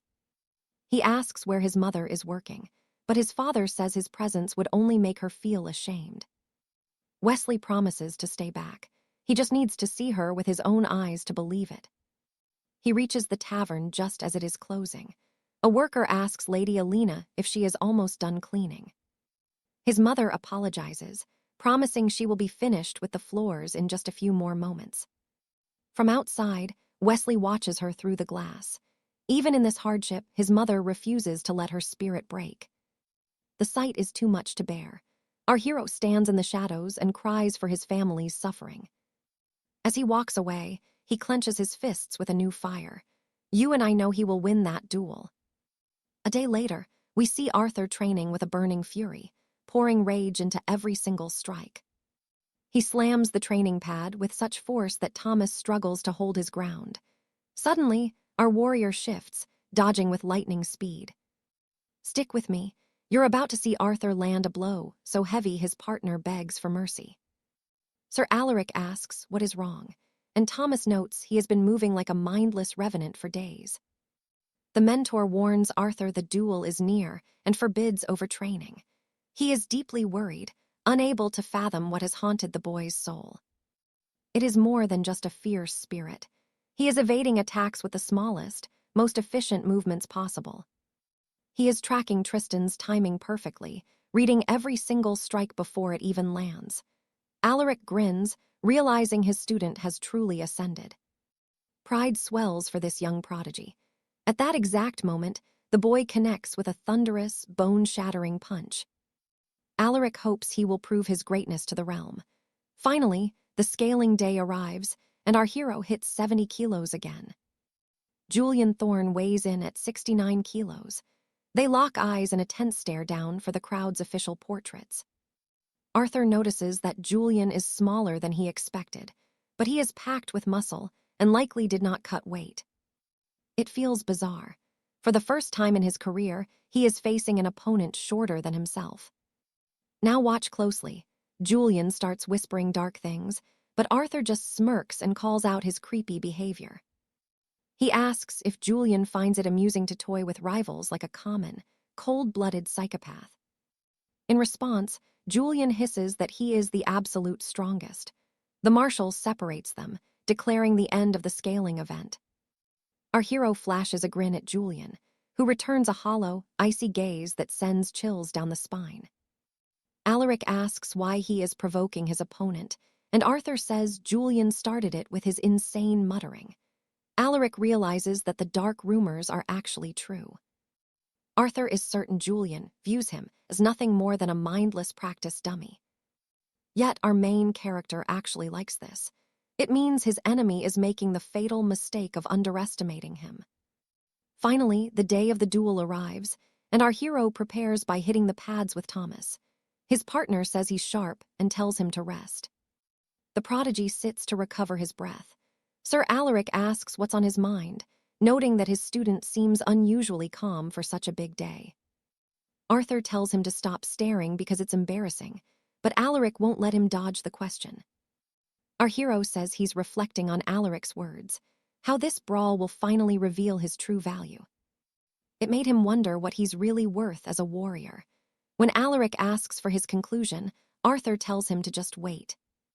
You and I both know Arthur loves a mystery, and Alaric just laughs, agreeing to wait for the answer. A herald announces the previous bout is finished. It is almost time for his grand entrance. Alaric says it is time to win and feast on ale and roasted bird. Arthur cheers, fully ready for the slaughter.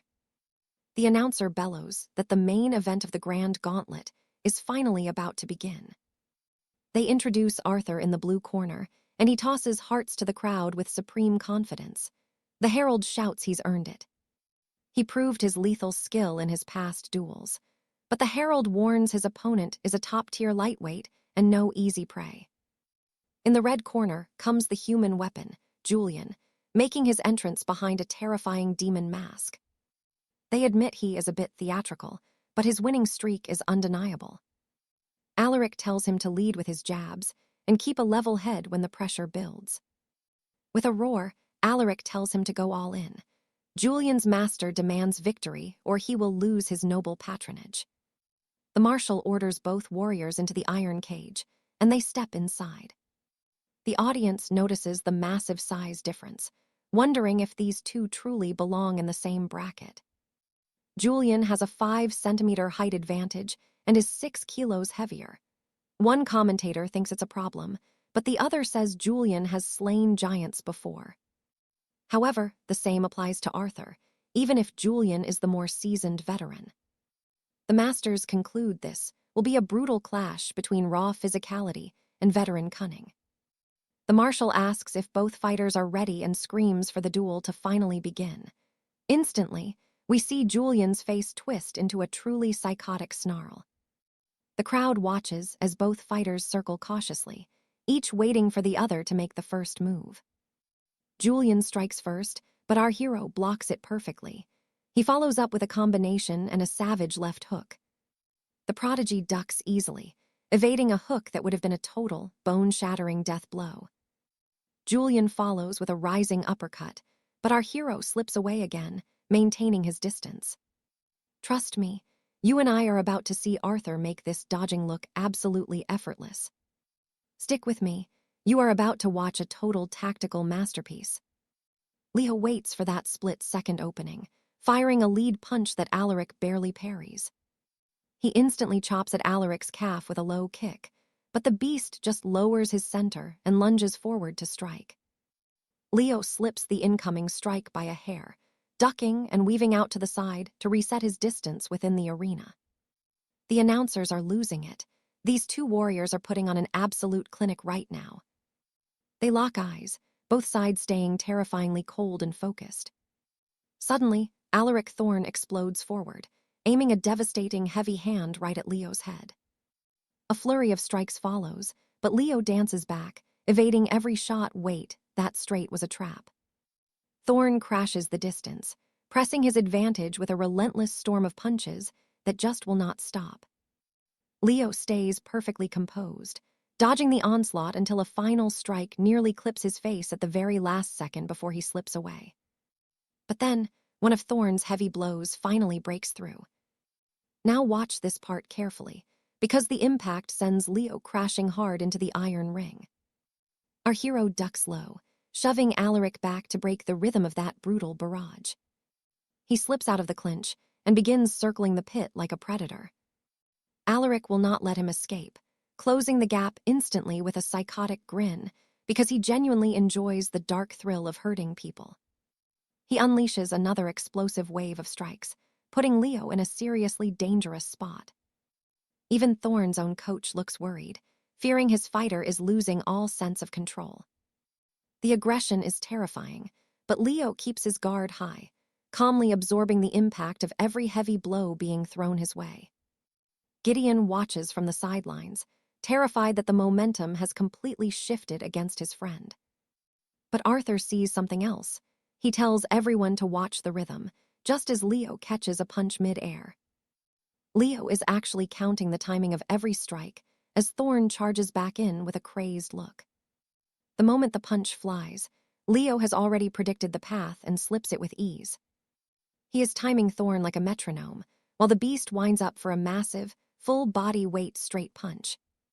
And here is the crazy part. Right on the beat, Leo makes his move. He slips to the blind side and drills a clean hook into Thorn's jaw. Alaric freezes the moment that massive punch connects, and as his body goes limp, Leo capitalizes by driving a heavy, bone-breaking uppercut into his chin. Keeping that perfect count, he lands another devastating shot right to the face. Knocking Alaric down, Arthur and Leo's friends cheer while the crowd stands in absolute shock. The commentators are screaming. They cannot believe Leo just dropped the monster with such clinical precision. Arthur realizes Leo was just studying him, waiting for the perfect moment to counter that reckless aggression. Leo calls for the crowd to cheer, radiating pure confidence even though the fight is not over, as he smiles and mocks his fallen rival with pride. Seeing that, Alaric Thorn snaps, his face twisting with pure, unadulterated rage. The arbiter forces them back up, but the entire atmosphere of the arena has shifted dramatically. Thorn's stance has changed completely. The craze is gone, replaced by focus as Leo moves in. He keeps his distance, snapping out sharp jabs and straights aimed directly at Thorn's head. Leo wonders if Thorn is changing tactics, but soon finds an opening and cracks his guard with a sharp uppercut. Furious after his guard fails, Thorn tries to fire back a heavy straight, but he misses. Leo sees the telegraph, slipping the strike before Thorn can even realize he missed. He slides under Thorn's arm and connects with a second, even more powerful uppercut. Thorn tries to stand his ground, but he is completely overwhelmed as a double hook crashes into his skull. The beast slams into the iron ring for the second time, but Leo is already launching another lightning strike. Before he can even rise, a vicious knee strike stops him cold. He stumbles back in agony, hitting the chain link as a second knee slams into his midsection.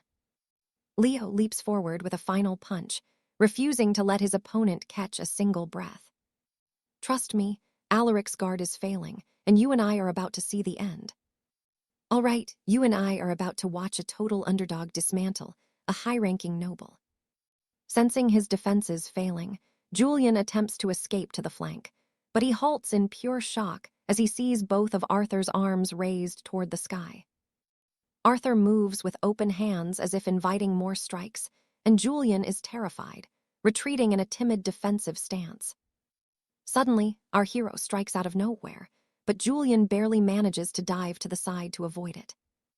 Julian counters with a jumping left hook, but Arthur simply leans back and dodges the blow with effortless grace. Julian had actually predicted that dodge, which is why he immediately prepares to throw an even more powerful strike. He funnels all his strength into the shift of his body, declaring that this will be the killing blow.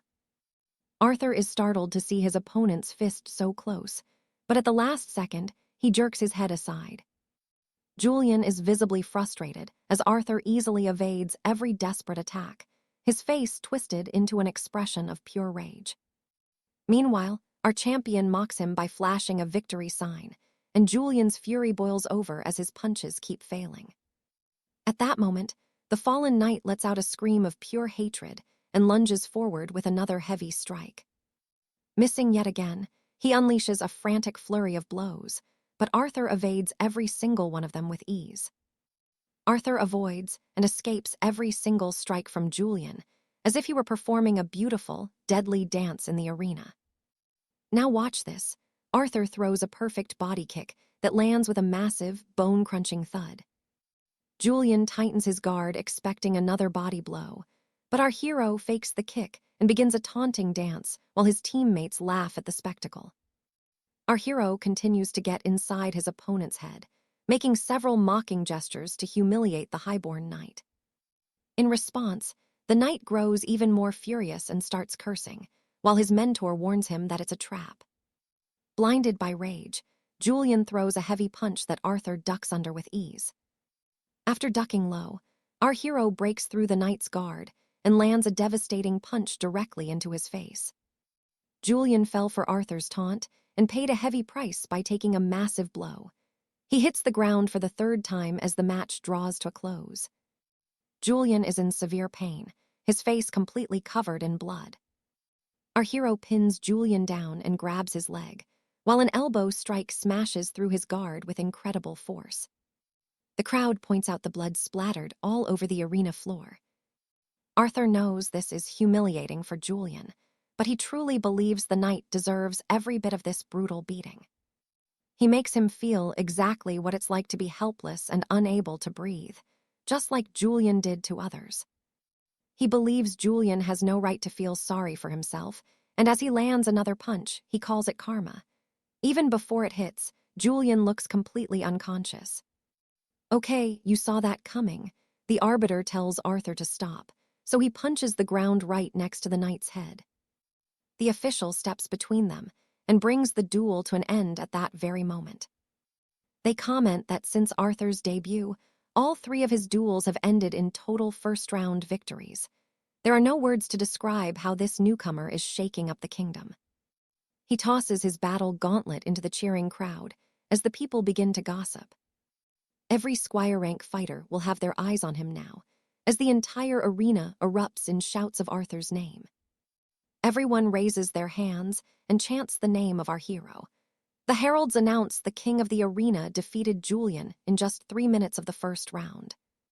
When the official announcement is made, the crowd and our hero begin to roar in pure, unadulterated joy. After the duel, word of his victory spreads through the city like wildfire, with everyone praising his skill and presence. Thomas thinks there was no other way this would end, noting that Arthur has changed from his old stoic ways. However, he still finds the sudden laughter and hugging a bit embarrassing, since Arthur was never that type of person. Suddenly, Thomas is startled by a loud shout from Arthur and asks what could have happened. Our champion says the results of his knight instructor certification just arrived, and he proudly shows his master that he passed. Excitedly, he claims he's getting his travel charter now and wonders about the weather in the Western Empire. Then he sends word to his mother, telling her the victory was easy and that he's finally going to travel. His teammates are shocked because they were certain he would fail, but a massive misunderstanding has occurred. He still needs to pass the oral and physical trials to be fully certified, so Arthur isn't going anywhere just yet. The mentors feel doomed, as he won't stop bragging to his mother about his imaginary trip to the Western Empire. Our hero is now obsessed with foreign roasts and the West, while the squires wonder how long this will last. Sir Cedric arrives, and Arthur asks what he needs. Trust me, this journey is just beginning. All right, you and I are about to watch Sir Arthur make peace for his past 4 months of folly, before Sir Alistair asks him to check on Lady Evangeline. Dame Alara mentions she received word that Evangeline is bedridden and living alone with no one to care for her. When the other knights hear this news, they all immediately volunteer to visit the ailing Lady Evangeline. Dame Alara calls the others unwashed brutes, leaving Sir Arthur as the only one for the job. Since his tournament is over, he is ordered to bring her healing broth and tidy her manor. The knight asks if he can purchase supplies for himself too, and Lady Seraphina agrees, provided he keeps track of every gold coin spent. Our hero sets off immediately, asking the others for the exact location of Lady Evangeline's estate. Standing before her grand townhouse, Arthur is stunned that she owns such a prestigious estate at only 23 years old. Now pay attention, because Sir Arthur is about to realize just how wealthy his rival truly is as he enters her estate. He knocks, and a sickly Evangeline answers the door looking ghostly. Arthur is shocked, telling her she looks so haggard he might actually have nightmares tonight. The lady is mortified to see Arthur standing there, and slams the heavy oak door right in his face. She shouts for him to wait while he grumbles, wondering why he traveled all this way just to be locked out in the cold. Evangeline asks why he has come, and he explains that the order sent him because of her illness. She laments that no one warned her, though he assumed they had. Arthur understands her embarrassment and asks her to let him in, but she insists he wait a few more minutes. Hearing frantic crashing from inside the apartment, Arthur mutters that she seems awfully energetic for a dying woman. Once she is finally presentable, she lets Arthur enter. Walking in, our protagonist notices a tattered old blanket draped over the fine furniture. Our hero presents the healing broth he brought, but she stubbornly claims she has no appetite at all. Regardless, he insists she must eat rather than wallowing in bed, warning her that being stubborn will only prolong her fever. She finally relents, pointing to a small table in the kitchen for the meal. The two knights sit together and begin their quiet dinner. Evangeline teases that he eats like a hungry hound, while she sips her broth slowly with a surprisingly shy look on her face. Arthur never imagined their first shared meal would be at her private residence.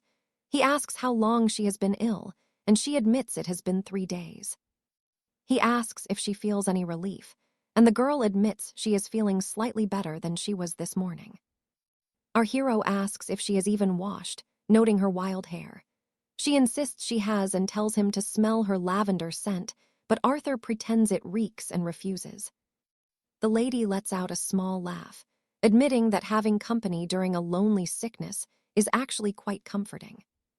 However, she quickly follows up by saying it would have been much better if the visitor had been literally anyone else.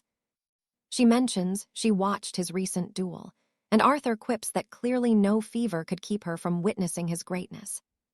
You and I both saw that coming, right? Evangeline admits Sir Arthur fought on another level yesterday, leaving her completely stunned by his skill. Our protagonist offers his thanks, admitting that her sudden praise is actually making him turn red with embarrassment. Then the lady snaps back that it was not a compliment at all, swearing she would never actually praise a man like Arthur. Out of nowhere, she confesses that she truly despised him in the past. Our hero acts shocked, though he notes she never really tried to hide her hatred before. But she admits that now that she is seeing the real him, he might not be the monster she originally imagined. At first, she viewed him as a selfish and arrogant noble, someone who just stumbled into an opportunity any other knight would have died for. However, the lady admits she was wrong about Sir Arthur. She sees his genuine mastery, his dedication to the sword, and realizes he is not arrogant, just incredibly confident. She adds that his cocky attitude still irritates her, but Arthur just laughs and tells her to keep the lovely compliments coming. Evangeline apologizes for judging his character without knowing his heart, but he tells her that no apology is necessary between them. She clarifies that she is saying this for her own sake, just so she can feel like a more honorable person. Suddenly, she sighs and collapses onto her bed. Arthur rushes over, placing a hand on her forehead to check her fever, while she weakly asks what he is doing. Sir Arthur lightly taps her brow, telling her to stop trying to act like a hardened warrior when she is clearly exhausted. He realizes her fever has spiked, and she is truly ill, seeing now how much she has been pushing herself to maintain her image. Master knights are often vulnerable to sickness after grueling training and strict diets that lower their natural immunity. Arthur knows she has endured 2 major duels in 10 months alongside her noble duties. He gently helps the girl up and guides her back into her bed. He prepares her alchemical tonic and tells Evangeline to get some rest, promising they will finish their conversation once she has recovered. Our hero stands guard, waiting for the lady to settle in and pull up her furs until she finally drifts into a deep sleep. Seeing that she is safely unconscious, Arthur decides to quietly clean her entire manor before he makes his departure. Murmuring in her dreams, the girl calls out his name and thanks him for everything, whispering that she no longer hates him, even if he is still a total idiot. And that is where we leave them, 2 rivals finally finding peace. Trust me, you and I are going to love seeing where this goes. Let's dive in. Caleb finds a locked chamber and wonders what secrets lie inside. Swinging it open, he finds absolute chaos. Tunics and gear are strewn everywhere in a filthy heap. He can't tell what's wearable, so he takes charge and decides to scrub every single piece of laundry himself. Hours later, Caleb steps out from Sir Eugene's private quarters. Back at the training hall, a squire stops him. Grandmaster Thorn has guests in the Solar, and Caleb needs to report there immediately. Lord 𝑯𝒖𝒊𝒂𝒕𝒆𝒔 of the first house says he was nearby and wanted to visit the hall. The Lord asks why Caleb looks so guarded. Caleb denies it, but he's itching to know why such a powerful man has come. He's here for a new oath. He wanted it private, but Thorn insisted that Caleb be part of the negotiation. Caleb admits he's no expert on noble pacts and asks what's happening. 𝒖𝒊𝒂𝒕𝒆𝒔 explains they must renew his service oath, but unfortunately, a few sudden complications have arisen. Pay attention, everything changes here. 𝒖𝒊𝒂𝒕𝒆𝒔 reveals the Imperial Guard reached out, and they want Caleb for their own ranks. 𝒖𝒊𝒂𝒕𝒆𝒔 asks if the boy is shocked. Caleb admits he's absolutely floored by the news. 𝒖𝒊𝒂𝒕𝒆𝒔 is annoyed since the Citadel never cared about Caleb before. Now they want him in the elite order. Caleb asks why they didn't come to him directly, but 𝒖𝒊𝒂𝒕𝒆𝒔 says they're just showing professional courtesy before a formal bid. The Lord thinks it's too soon. Life in the Citadel is brutal, and Caleb might not survive that level of combat yet. He's at the peak here, and 𝒖𝒊𝒂𝒕𝒆𝒔 believes he should build his legend locally first. He won't forbid it, but he wants Caleb to stay since the boy brings in a mountain of gold. It isn't a trap to keep him, but 𝒖𝒊𝒂𝒕𝒆𝒔 promises better rewards here, while Caleb weighs the Citadel's very tempting offer. His base pay will be 8,000 gold plus a 100% bonus for every single victory. Thorn and the Lord have discussed it, so the final choice is Caleb's alone. Caleb defers to Master Thorn because honestly, he's ready to sign the parchment this very second. Thorn insists they discuss more than coin. After all, the Imperial Guard carries a prestige that gold simply can't buy. They are the world's grandest stage, yet 𝒖𝒊𝒂𝒕𝒆𝒔 scoffs, claiming that old reputations don't hold any weight in this new age. Their old glory is gone, 𝒖𝒊𝒂𝒕𝒆𝒔 claims. But Thorn argues that for a young warrior, the imperial dream still burns bright. The Lord laughs, saying youth has changed. He tells Thorn to name his price since he's so adamant about the terms. Thorn demands 10,000 gold immediately, and another 10,000 for every win. He waits to see their reaction. Caleb heard whispers of 20,000 gold for winning the great tournament events. 𝒖𝒊𝒂𝒕𝒆𝒔 asks if that's all, telling them not to fear aiming higher. Because they have a long history, the Lord offers 12,000 gold as Caleb's new starting salary. That's 12,000 gold in base pay, and 12,000 more for every single triumph in the ring. Both Caleb and Thorn are absolutely stunned by the massive offer. With noble patron sponsorships added in, his earnings could reach 30,000 gold annually. But this gold isn't a gift. Caleb must emerge victorious in his very next duel to seal the deal. Startled, Caleb asks what the penalty is if he fails to win that next match. If he falls, the terms reset to 10,000 gold for both base pay and bonuses. Both the warrior and his master agree that's a fair bargain. Thorn asks if 𝒖𝒂𝒂𝒐 is hiding something. He doesn't doubt his word, but the generous offer feels strange. You and I both know nothing is free. 𝒖𝒂𝒂𝒐 admits to a secret project and wants Caleb's strength behind it. When Thorn asks for details, the Lord claims this venture will cause the entire kingdom's arena culture to explode in popularity. He can't say more, but he swears on his honor that they have absolutely nothing to lose by signing. With the pact made, 𝒖𝒂𝒂𝒐 thanks them for their wisdom, declaring this visit was worth every moment of his time. He'll send an initial scroll, and after the victory, they'll sign the blood oath. He apologizes for the surprise visit and bids them farewell as they thank him.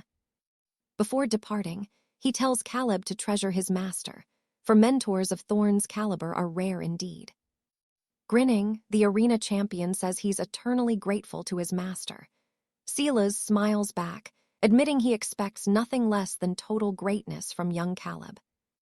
Thrilled, Caleb wonders if they've truly found a gold mine with this pact. He asks why Thorn looks troubled. The master feels there's a hidden catch, because Lord 𝒖𝒂𝒂𝒐 isn't the type to lose coin, and he knows this won't be a failure. He simply doesn't know what grand design the Lord has for Caleb's future.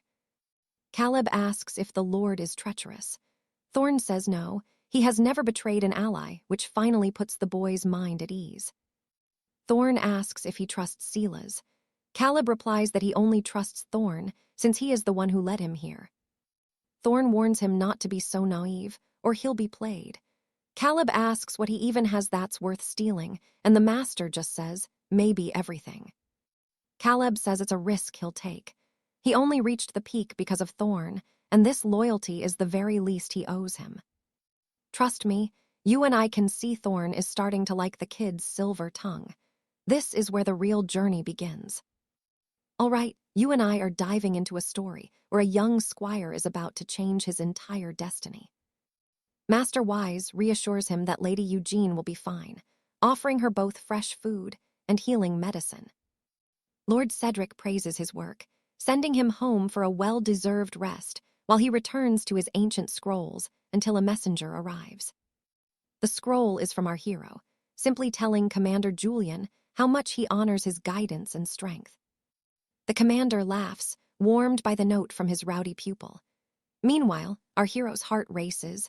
One more victory and his salary hits 12 million gold crowns. With a noble house's sponsorship and tournament bonuses, after only 2 more duels. His yearly coin could reach 80 million crowns. Because everything is going so well, he feels anxious and afraid that things might go wrong. But the real news, he has officially caught the eye of the Imperial Arena Council. Regardless of what comes next, he might be the second knight from his house to join the Imperial ranks after 𝒉𝒐𝒊𝒂𝒕𝒆𝒔. He feels like he's holding a golden ticket to the place every warrior dreams of. Within just 1 year, he's finally making a real name for himself. If he keeps this pace, he'll finally be able to repay the heavy debt he owes his aging parents. Suddenly, his magical stone glows, a call from Lady Elinor. He wonders what could be wrong with her now. Watch closely here. This is exactly when the mood shifts from epic to completely awkward as she starts screaming. She demands to know if he dared to touch the garments inside her private wardrobe. Our hero admits he just washed and organized her things. She's furious, but he explains he only cleaned her small clothes because she had nothing left. He insists he didn't notice anything odd. He just saw she was out of clean tunics and tried to help. Lady Elinor snaps that it was none of his business, but the deed is already done. She curses him for being a brainless oaf and yells that he should never have entered her room. He tells her to rest, but the insults keep flying. Seeing her this angry actually makes him feel relieved. Now, maybe he can finally close his eyes for a bit. Midsummer approaches, and a delivery of roast fowl and meat pies arrives at the barracks for the hungry squires.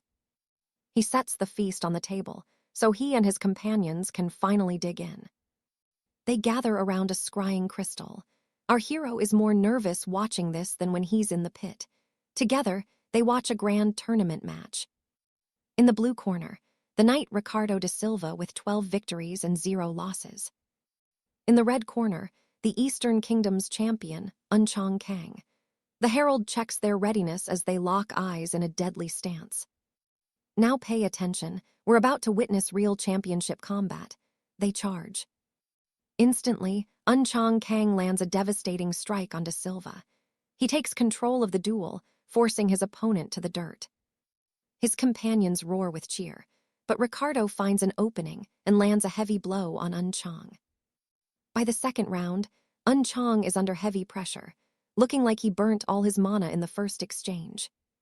Time slips away, and by the end of the third round, both are gasping for air. Ricardo da Silva makes one last, desperate charge at 𝒉𝒐𝒙𝒆𝒔. He grapples for a takedown. 𝒉𝒐𝒙𝒆𝒔 struggles to keep his footing and nearly falls flat on his back. The squires watching from the tavern are breathless. As soon as 𝒉𝒐𝒙𝒆𝒔 hits the ground, he counters with a lethal chokehold and locks his legs tight. The squeeze is perfect. Ricardo da Silva looks like he's about to see the stars and fade out.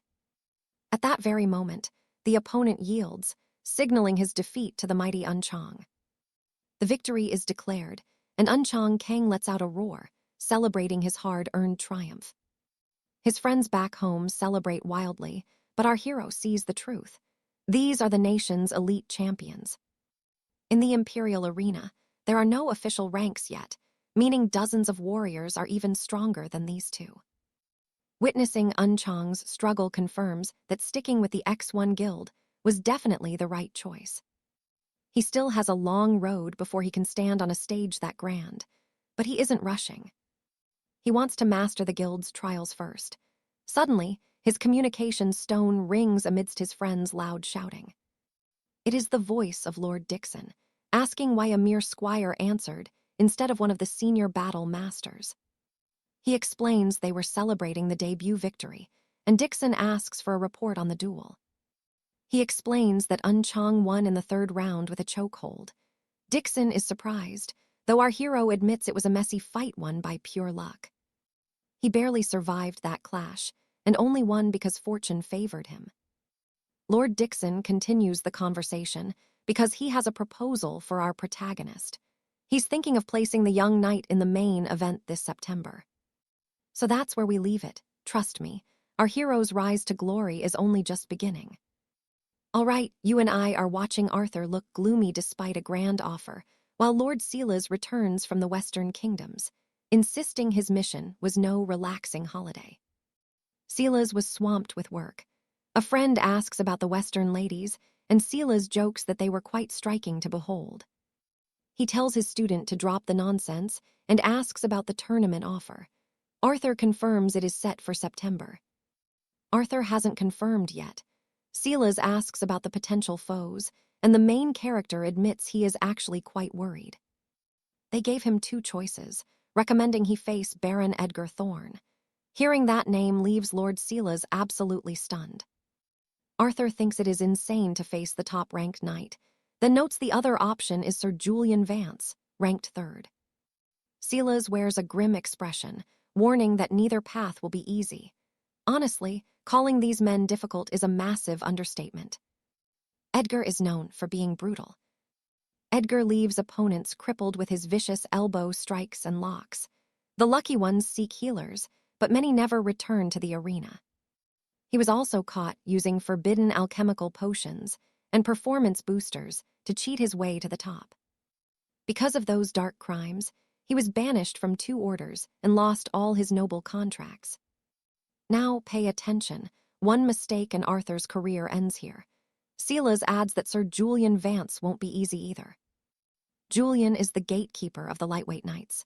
He is a reaper for low-level warriors and famous for crushing rising champions. Based on the facts, 𝒖𝒎💆 thinks it is better to challenge Sir Julian. It is no simple task, as this is the main event. 80% of Julian's wins come from stamina and decision, not knockouts. Main events last 5 rounds, and Julian has incredible endurance. This is dangerous since Arthur has never fought more than 2 rounds. He must finish Julian within 2 rounds.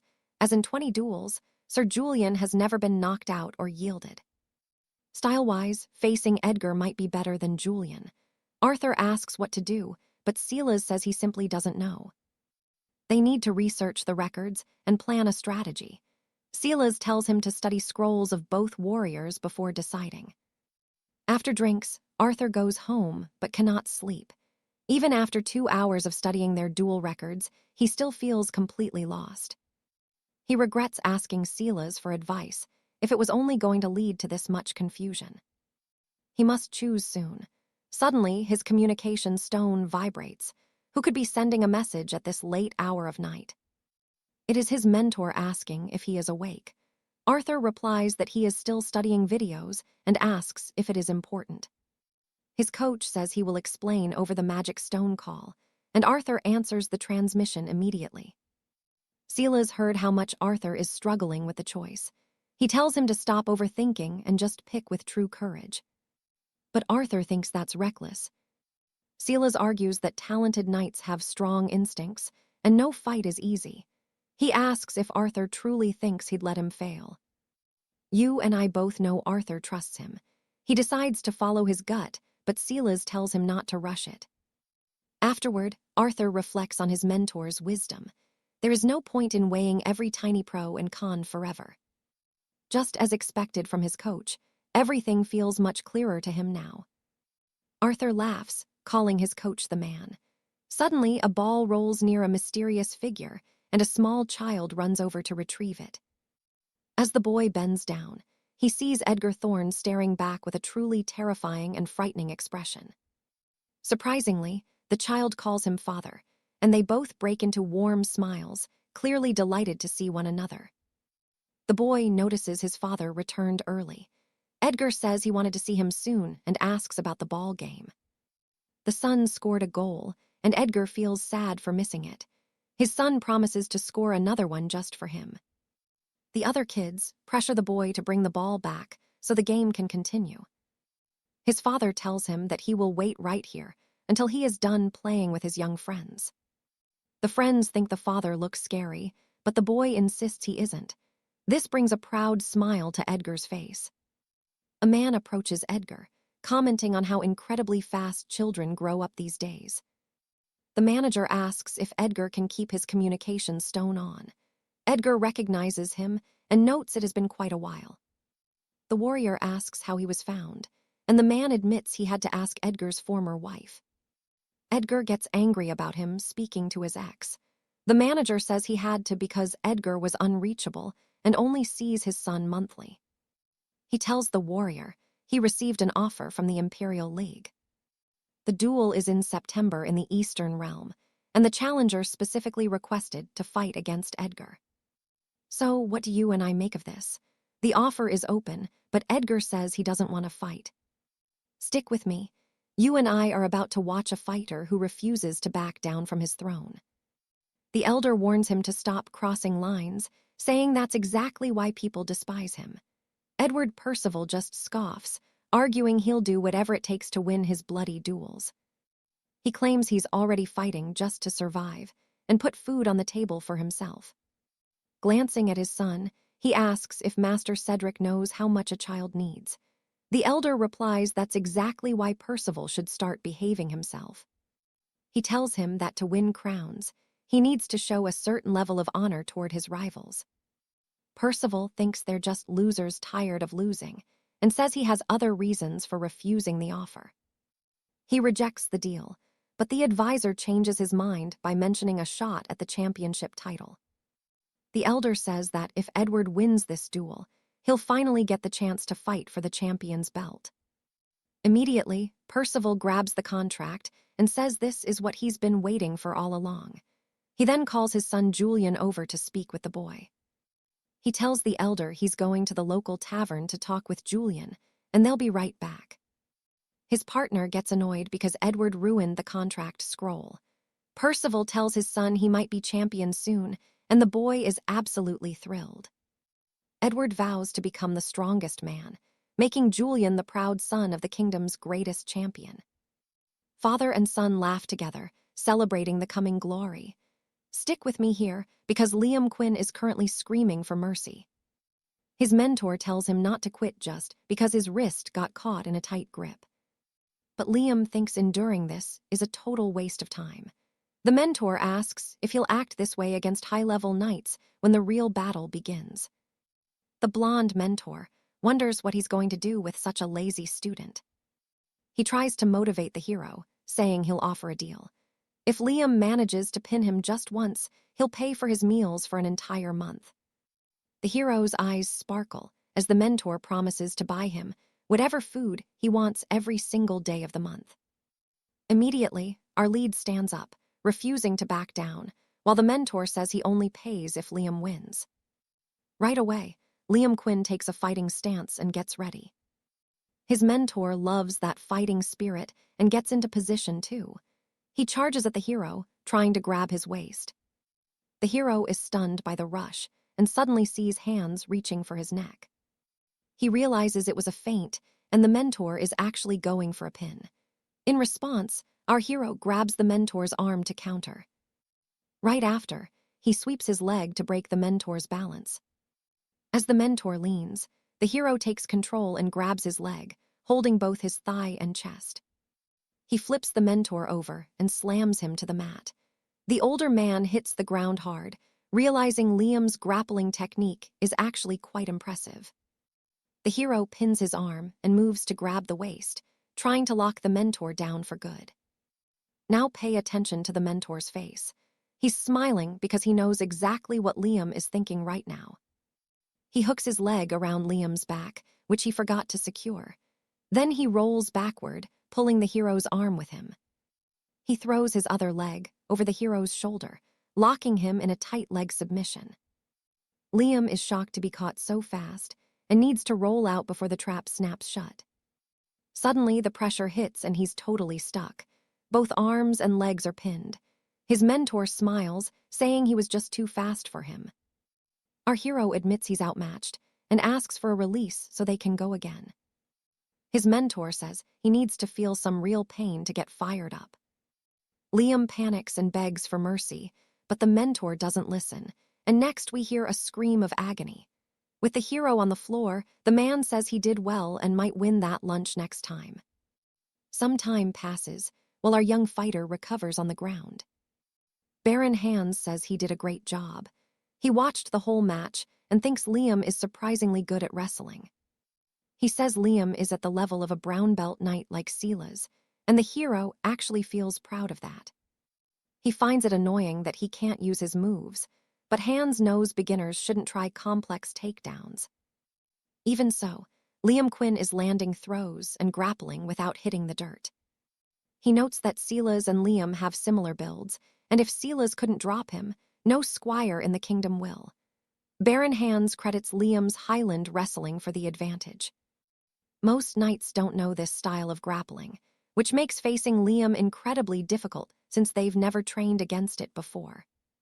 Highland wrestling becomes the young fighter's exclusive secret weapon. What he needs is more experience, as cheap tricks won't work on him anymore. This was a solid session. And that's where we leave it. An alchemy audit is coming for Percival, and Liam wonders if he'll get caught. Trust me, you'll want to see what happens next. Stick with me. You are about to watch a lowly squire climb his way to becoming a legend. Master Cedric says supplements are fine, unless the lad has been sneaking forbidden tonics on the side. They joke about whether tavern ale shows up in the blood, but then Cedric stares Arthur down. He demands to know if he visited the tavern, repeating the question with a lethal edge. To escape the heat, our hero calls for another round of heavy combat drills. Cedric asks if he ate the roasted meat with salt, but Arthur admits it was spicy. Sir Cedric approaches with a menacing aura when he realizes the lad ate spicy tavern food. He grabs Arthur's shoulders and lectures him for eating junk so close to the duel. Our hero tries to slip away, claiming he only had a few small bites of the feast. Cedric snaps, yelling that the grease and spice will ruin his wait for the weigh-in. Retreating, Arthur swears he only took 3 bites, but the master keeps chasing him, absolutely furious at the young knight's stupidity. The other squires think everyone loses their minds when it comes to Arthur's training. Our hero collapses, and Cedric orders a strict new diet to keep him in fighting form. After that chaos, we see Arthur sprinting through the castle streets, focused on his breathing. Now pay attention here. Sir Cedric rides behind him, barking orders for Arthur to shadow strike while maintaining his sprinting pace. Arthur pushes through every grueling command without stopping, and after the exhausting workout, our future champion finally takes a much-needed bath. Soon he is served a meal, but the bland plate makes his stomach churn in disgust. Cedric asks if he has lost his spirit, but Arthur lies, saying the food looks divine. It has been 2 weeks of hell. Since Sir Percival is massive, they have pushed Arthur's weight to 80 kilograms to stand a real chance. They kept his water levels low and removed all salt to ensure he stays lean and lethal. Men get dangerous under this kind of stress, and Arthur hasn't lost his control quite yet. He is just emotional. You would almost feel sorry for him if he actually turned aggressive. But then, Arthur rudely demands more water from his peer, killing any sense of pity at all. The squire brings the water, reporting that Arthur has finished his drills and is resting. You and I both know that rest is just the calm before a storm, as Cedric confirms with the Grandmaster that Arthur will be ready soon.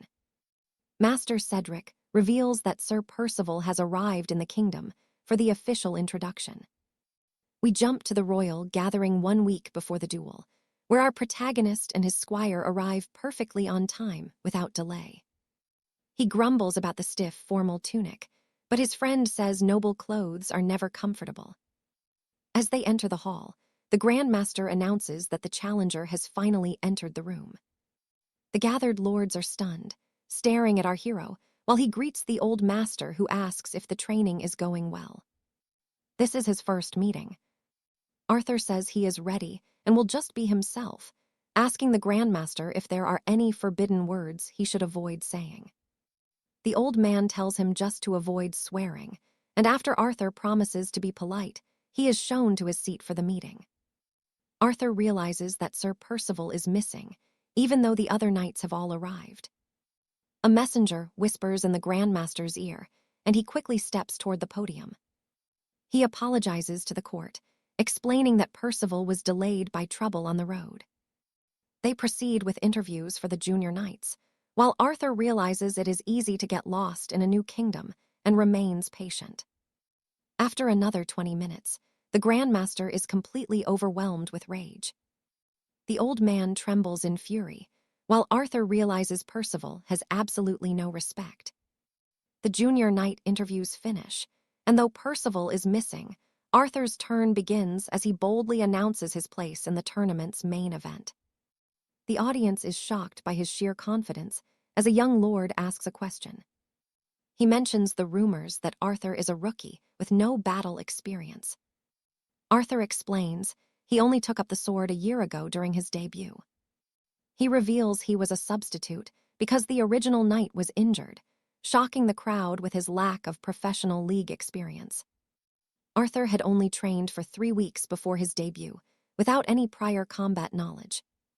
And that is where we leave it. Trust me, you are going to want to see how his legendary training pays off in the end. Stick with me. You and I are about to watch the boldest underdog move in kingdom history. A chronicler asks if that is all, but Alaric just shrugs. Suddenly, every herald in the hall starts shouting questions at our hero. Lord Arthur watches from the side, amazed at how Alaric handles his first public audience with such insane confidence. He thinks the boy was born for the spotlight, seeing how his every word holds the entire crowd captive. The old lord finds him fascinating, but interrupts the heralds to announce they need a short break from the questioning.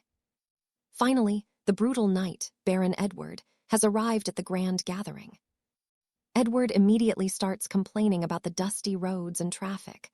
Looking at his flashy armor, Alaric knows this guy is pure ego. Speaking in a rough foreign dialect, Edward sneers, asking if this boy is truly the knight Alaric. He offers a hand, and his squire claims it is a gesture of luck.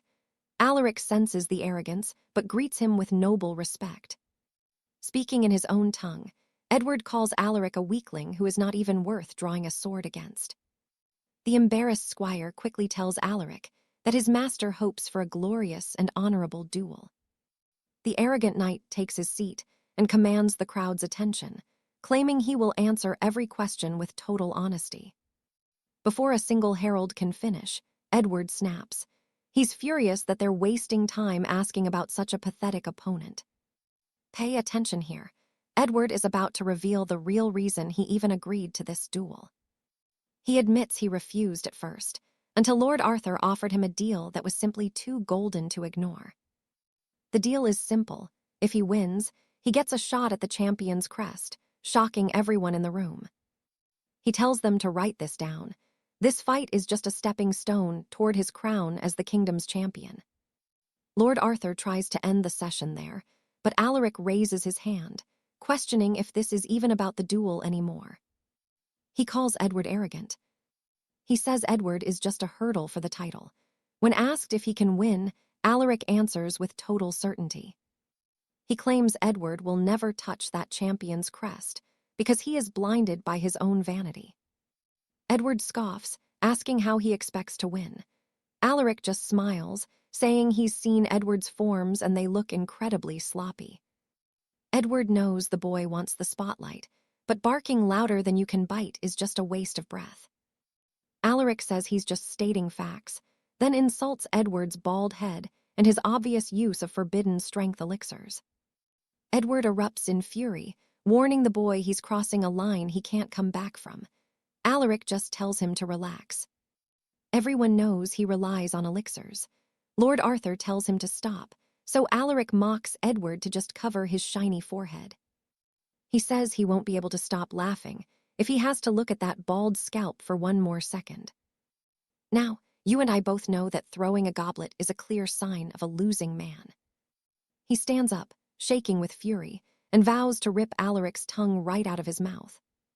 Unmoved, Alaric jokes that while his hairline is retreating, at least his lungs aren't rotting from those forbidden potions. Edward roars in confusion, but Alaric simply ends the audience, calling him nothing more than a rabid, barking dog. He points out that he's always the underdog, yet no one has ever survived more than one round against his blade. He notes the only difference between Edward and his last victim is that this one has a taste for illegal elixirs. Our hero just keeps making ruthless jokes about his opponent's shiny head in front of the entire kingdom. The audience finally ends, and everyone is dismissed. Afterward, Alaric asks Lord Arthur if he went a bit too far today. Lord Arthur sighs, saying if he was actually worried, he should have stayed quiet during the actual gathering. He warns him that those chroniclers are vultures, and his accusations about illegal potions might come back to bite him. He also mentions that the moment the title was brought up, the entire plan for the duel was ruined. Alaric tells his lord not to worry. There is no way he's letting that arrogant fool touch the champion's crest. Trust me, you and I won't want to miss the fallout of this duel. See you next time.